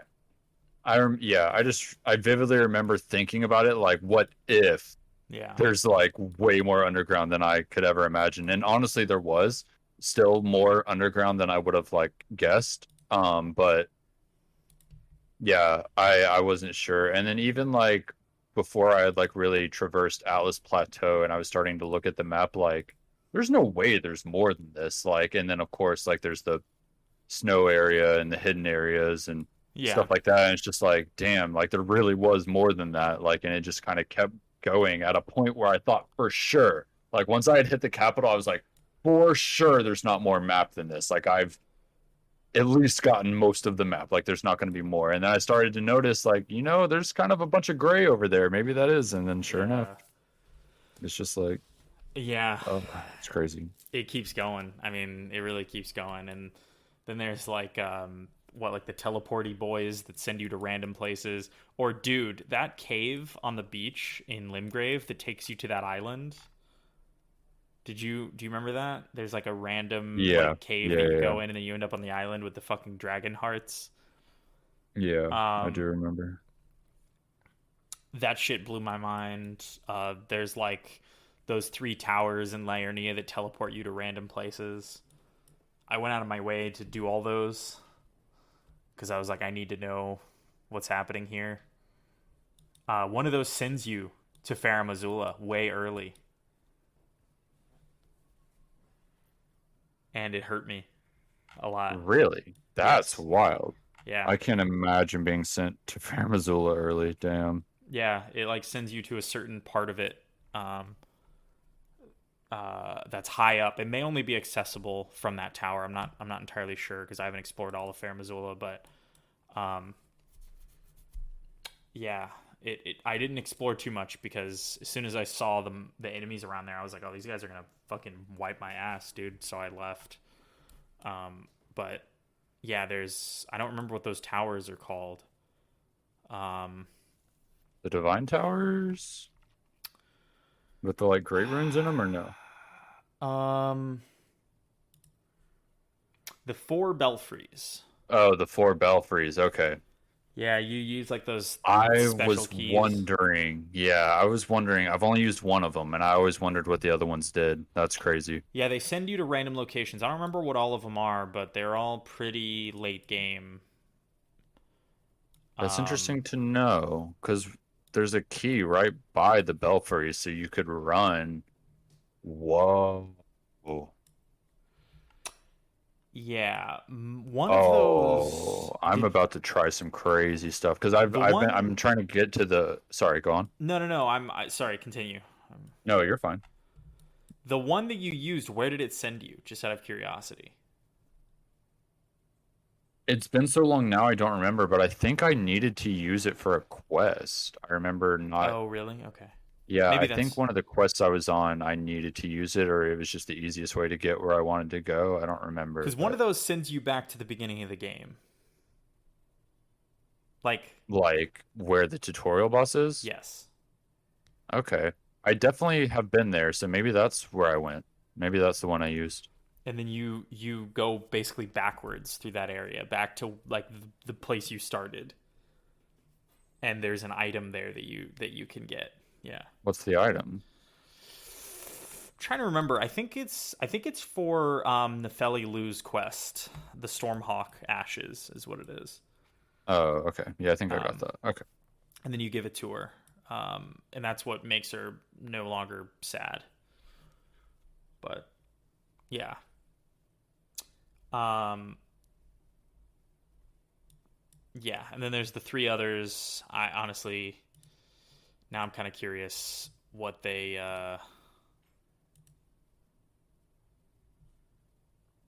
I'm kind of curious where they go now because I know one of them for sure goes to Farum Azula. One of them one of them goes to that starting area, and then I remember thinking the others were like kind of smaller zones. Yes, okay. So one sends you to Fair Missoula, one sends you back to the tutorial, the Chapel of Anticipation. Um, the third one transport you to an otherwise inaccessible location inside Nokron. Um, Got it. And then the fourth one is at the very top, and it doesn't have a way gate. It's the one that gives you the key. So there's really only 3 teleports. But yeah, pretty interesting. This game's weird. I remember there's one of those teleport traps that sends you to the capital early as well in Limgrave. Um, and that shit totally fucking psyched me out. But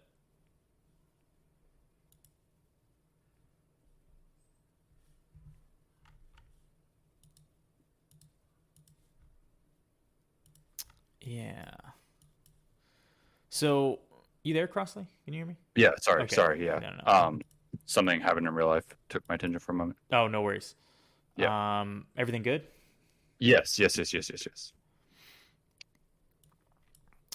So, I think maybe we'll try to keep this at like 2 hours, and then we can do some more of these because I mean, like I said, this game's so fucking long.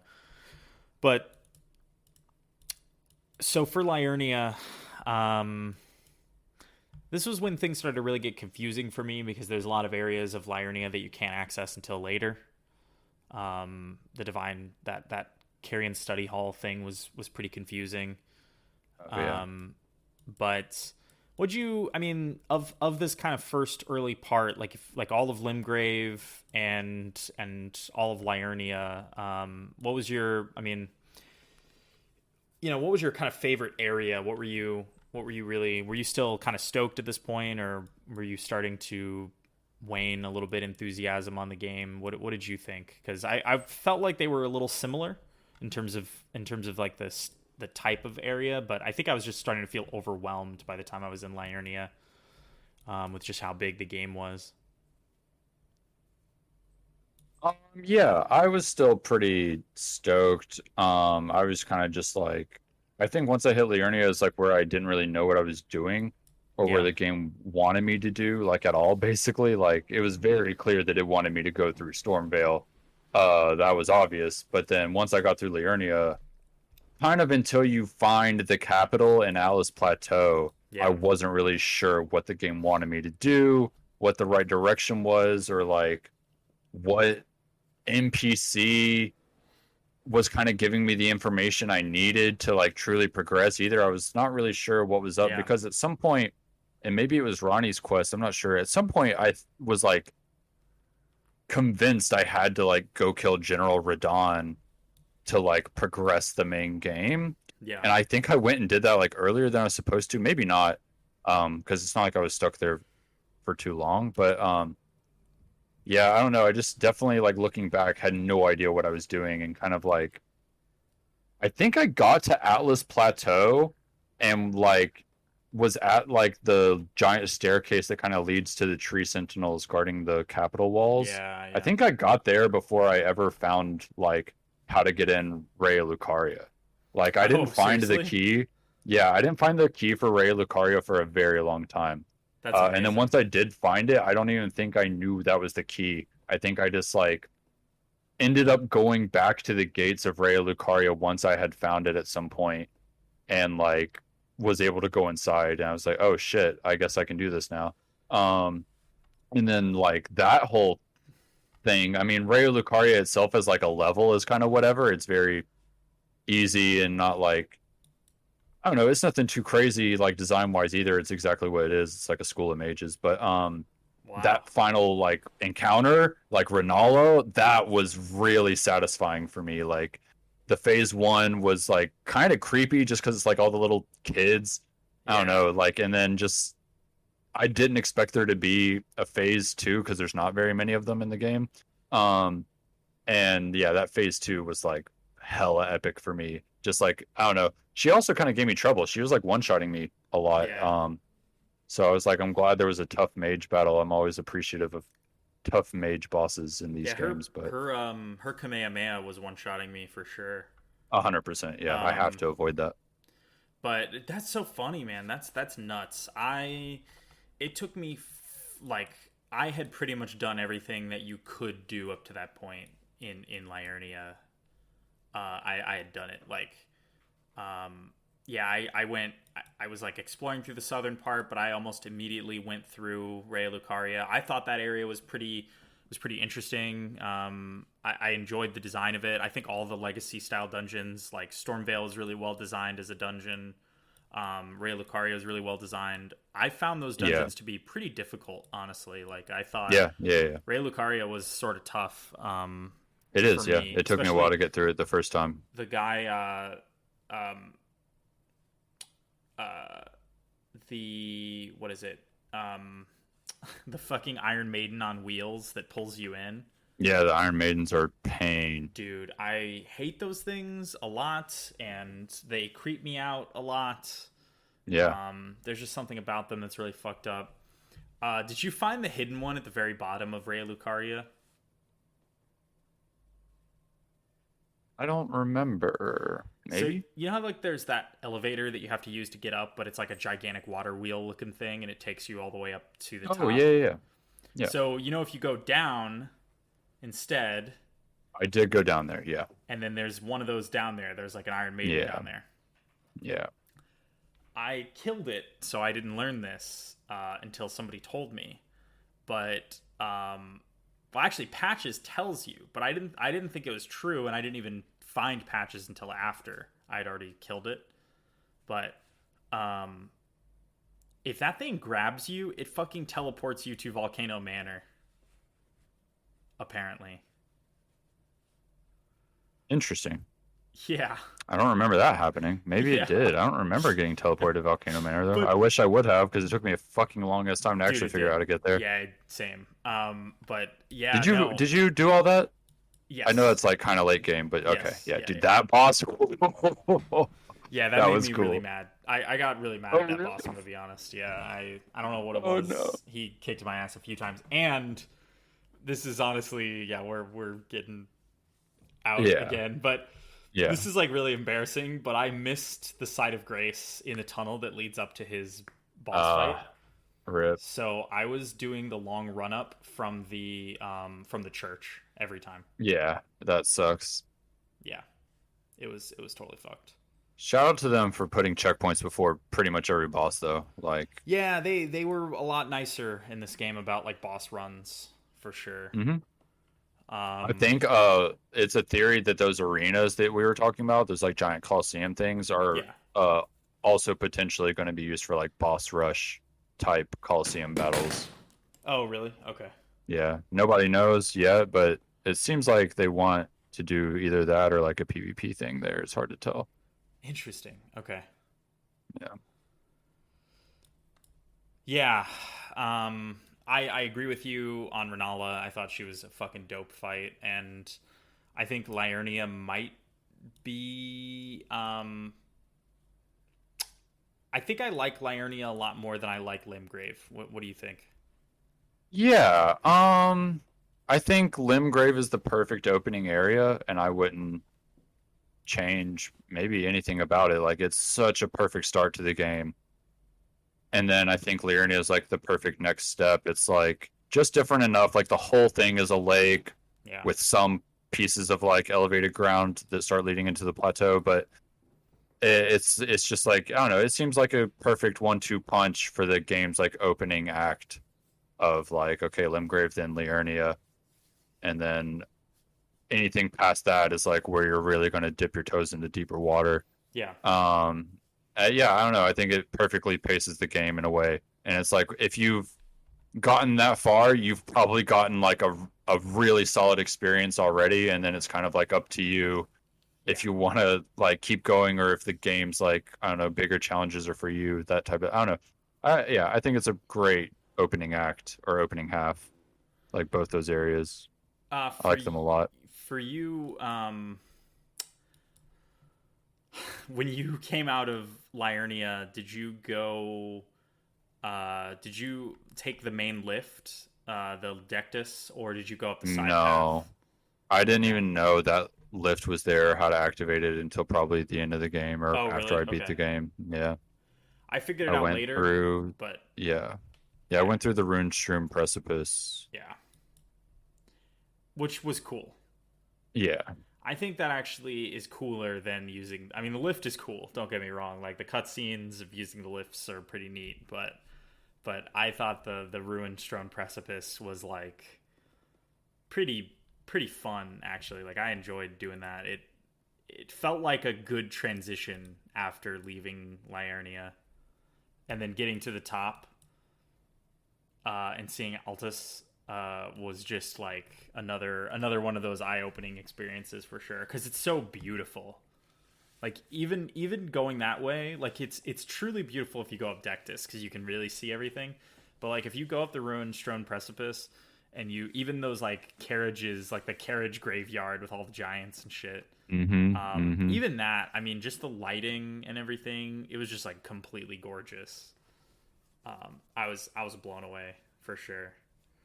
Uh, yeah, man. Like I don't know. So what do you think? Like up to that point, first half stronger or second half stronger in your opinion? Like in terms of game Ooh, quality.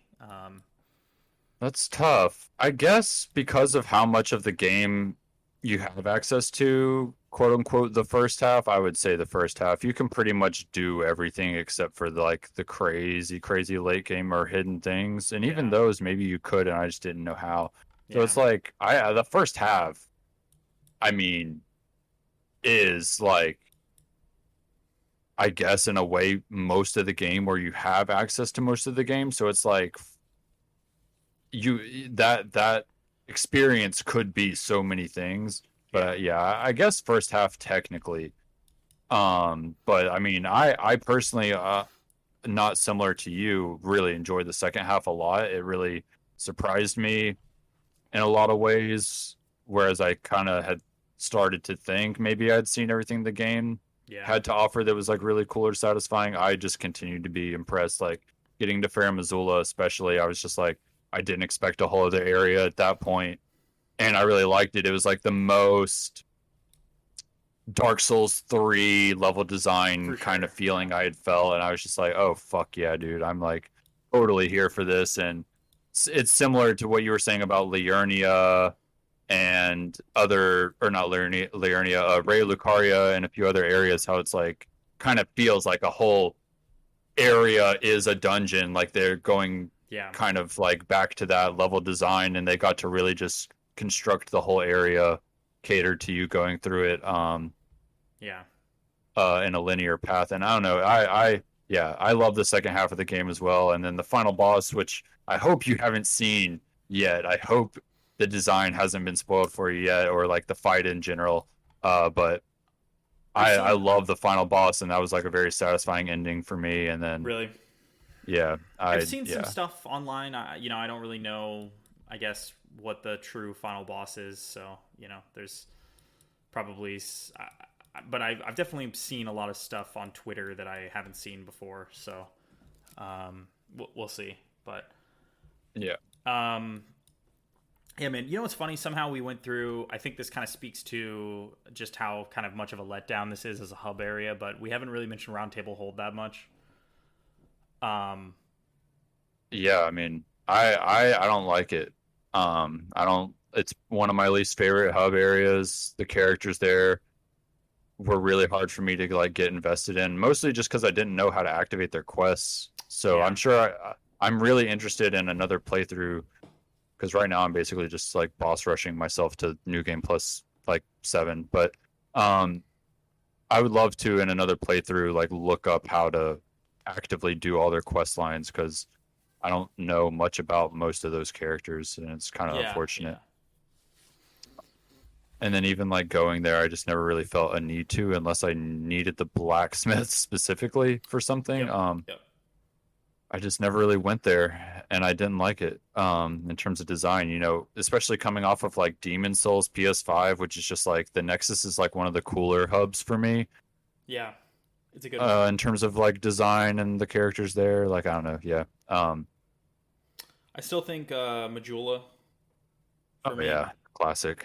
Yeah. is the best. I really like Firelink, of course, in Dark Souls 1. I actually think I might like Roundtable Hold more than Firelink in Dark Souls 3. I thought that place was pretty weird and depressing. Um, but yeah, Roundtable Hold ranks pretty low. The music there is good. The music in this game in general is something that we haven't mentioned enough, Oh, and it's is so so good. fucking good. It's so fucking good. Some of my favorite Um, songs are coming up for you, the like last few boss really? encounters. Okay, Yeah, their music is like that's cool. this is just so satisfying. Yeah, I can't wait for the soundtrack to come out. They usually don't drop the soundtrack until the DLC comes out, so kind of sad there, but Yeah, I have like a whole playlist on Apple Music of like Dark Souls music and like really. random shit from like, movies and stuff like Shin Godzilla Yeah, music, like just random like big orchestral like pieces that are like sure. really epic. I like listen to it at work or when I'm driving and shit. I can't wait for Elden Ring to drop. Like, God, I love the music so much. Yeah, sometimes when I'm working really hard, like I'm writing something, I'll listen to Dark Souls music and stuff like that. 'Cause it gets, Yeah. depending on what you're working on, it feels appropriate sometimes. Yeah, for Um, sure. but yeah, man, yeah, the music's great. I agree. Roundtable holds a bit of a disappointment, although I like some of the quest lines in there. But um, yeah, Elden Ring is a weird game. We've kind of limited ourselves to talking about the first half, so but I think it's pretty easy to say that there is um despite kind of some of the weird like difficulty stuff. Like I thought Liurnia as a whole is a pretty easy area because I had started to scale in a way that Yeah. I was starting to really slap most regular enemies pretty Yeah. easily. um I had started. I was switching to using great swords at that point, and had started to get my health a little bit to where I needed it. So like I didn't have a huge amount of trouble with Liurnia in general, and I went through a lot of it pretty unscathed. But I was still very invested in all of it. I really Yeah. enjoyed. We haven't. There's some stuff we didn't really touch on, like the golden seeds, which I think are really fun to find and stumble across. I think they put them in really smart places that upgrade your the number of charges you have for your healing flask slash mana flask, depending on how many you want to use of each. Um, and we didn't mention the flask. The fuck is that thing called? The Estus flask. What do you mean? Bonfires and Estus flasks, baby. Yeah, Nothing else. yeah. Honestly, no. You expect me to call these runes? Go fuck Yeah, yourself. no, yeah. The secondary flask. What the fuck was that thing called? That you Oh, like the put the bubble tears in, and then it like changes the yeah, effects of it. the wondrous physique. Oh yeah, the physic flask. Yeah. Let me Um, tell you, bro, I don't know how many of those you're familiar with, but that'll change your whole build. There are some crazy ones. yeah. The flask of wondrous physic. That's what it's called. Yeah. Yeah. I mean, I've been kind of running the same one for a while. Yeah, there's definitely, yeah, same. I kind of just have my one that I go to, but like genuinely, like there's so many more than I would have thought, and that can like change the way you like play the game. It really sucks that that's the one flask that won't restore from like Yeah. killing enemies because it's the one that I feel like you need it the most. Like in Yeah. terms of like how it can affect your whole build. Like there's literally, I don't know, I don't need to get into all the specifics, but there's so many different kinds that like can affect the way you play. Yeah. It just makes sense for that one to fill back up. Even if it got hella nerfed somehow, I Yeah. would rather it be nerfed and it still fill up. But Like get restored. Yeah. yeah, Yeah, it's an interesting one. I mean, I think it was pretty broken early on because I was using the one that lets you heal over time and gives you the shield. So yeah, I was able to like heal significant amounts of health by using that. But I feel you though. I think it's one of those things that is a really neat idea and can be extremely useful. But now as I get later and later into the game, I haven't really been using it nearly as much. Like before, it felt like it was pretty clutch, and now I'm just kind of like I'm using the one that gives you the shield, and then it's like a 50% of your HP heal. Um, It's okay. Yeah, I just kind of use it as an extra healing flask at this point. But um, Yeah. Yeah, at some point I stopped using it as that, and now I have it set to a mana restore flask that gives me the like damage protection for one hit. oh, Just because nice. I have so many flasks now, I was like, fuck it, I'll use all those for healing, and Yeah, then I'll use this one as like a nice little mana thing with the damage. yeah, But there's a few other things I've played with before too. Like when Scarlet Rot was becoming a problem, I had it set to the one that gets rid of all status ailments, yeah. That and seems pretty good. yeah, there's a few offensive ones I've used that are really strong too. What about Great Runes? Are you using those at all? I did my first playthrough. After New Game Plus, they go away though, and you have to go to all the Divine Towers again. So I haven't done Got it. that. Okay. Yeah, but my first playthrough, I went and got them all, and I definitely think most of them are useless, but two of them are really, really good. Yeah, it's funny how I think maybe Godric's is the best, and it's also the first one you get. Yeah, no, genuinely, it's the best for sure. I mean, I switched from that one to the one that gives you like a massive HP, MP, um, stamina increase. I don't remember whose that is, but I did switch from Godric's to this one because I don't know, it just seemed also pretty useful. But yeah, I think Godric's is the best. There's also I haven't tried Roderick's yet, but it lets you heal yourself if you kill an enemy, which I think is pretty cool. In theory, I don't know how much it actually heals you, but um, yeah. Again, good idea, but could use some tweaking in terms of execution. Um, I really liked going and finding the churches on every map as well. You could kind of recognize the outline of one that you hadn't found yet as like a landmark. I thought. So I would Say like that again. I'm sorry. the churches. You could like kind of recognize them on the map, like the outline of them on the Mm, map, and then I would beeline to one in an area so I could get another like plus the one tier. to the flask. Yeah, the Yeah. sacred tier. Um, they do a really good job of incentivizing you exploring in this game, both in Oh, terms of 100%. lore, in terms of like the stuff you see. Um, but again, Yeah, I I think those genuinely dungeons hold think it they're back. like, yeah, I do think the dungeons are the weakest part of the game, and I do think their level design outside of that, just like as a whole open world, like they really, I think, like did better than I could have thought they would have. Like it Yeah, is just so impressive how many of the pieces fit together, and like you're saying, how just good of a job they did at making me want to keep going this direction and see what's going to be right there. yep, I don't know, it's yeah, it's crazy. It really is such a great game with the fucking like just great combat to complement the whole experience. Oh man, yep. I'm like itching to play right now. Yeah, yeah. I'm probably right after this. I'm gonna go back to it. I do want to finish it. I think we're gonna do at least another part. Maybe, I mean, depending on how long we could talk more about this, and if anybody else joins us. But at least one more part where we kind of tidy up the last half of this game and really discuss it as a whole. And I'll try to.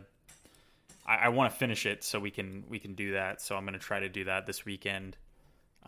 And see it through because I feel like I'm really close. I'm going through and being extremely careful to do everything. So, you know, that has its ups and downs because I'm a little ready for it to be over. Um, Yeah. but I think the last thing I want to mention is that the boiled prawn shack man is the best NPC in the game. Have you done his whole thing? Oh, yeah. Like with the dung eater? Yep. He Okay, gets his cool. shit rocked, bro. It's Yeah. pretty fucked. It's pretty fucked Yeah. up. Talking to him I hate the too. dung eater. Yeah, he's weird, man. I don't know that I've seen his quest all the way through. There's like items you got to give to him, and I don't think I've given him enough to do whatever the next step of that is. But I don't know that I want to because he's a little weird.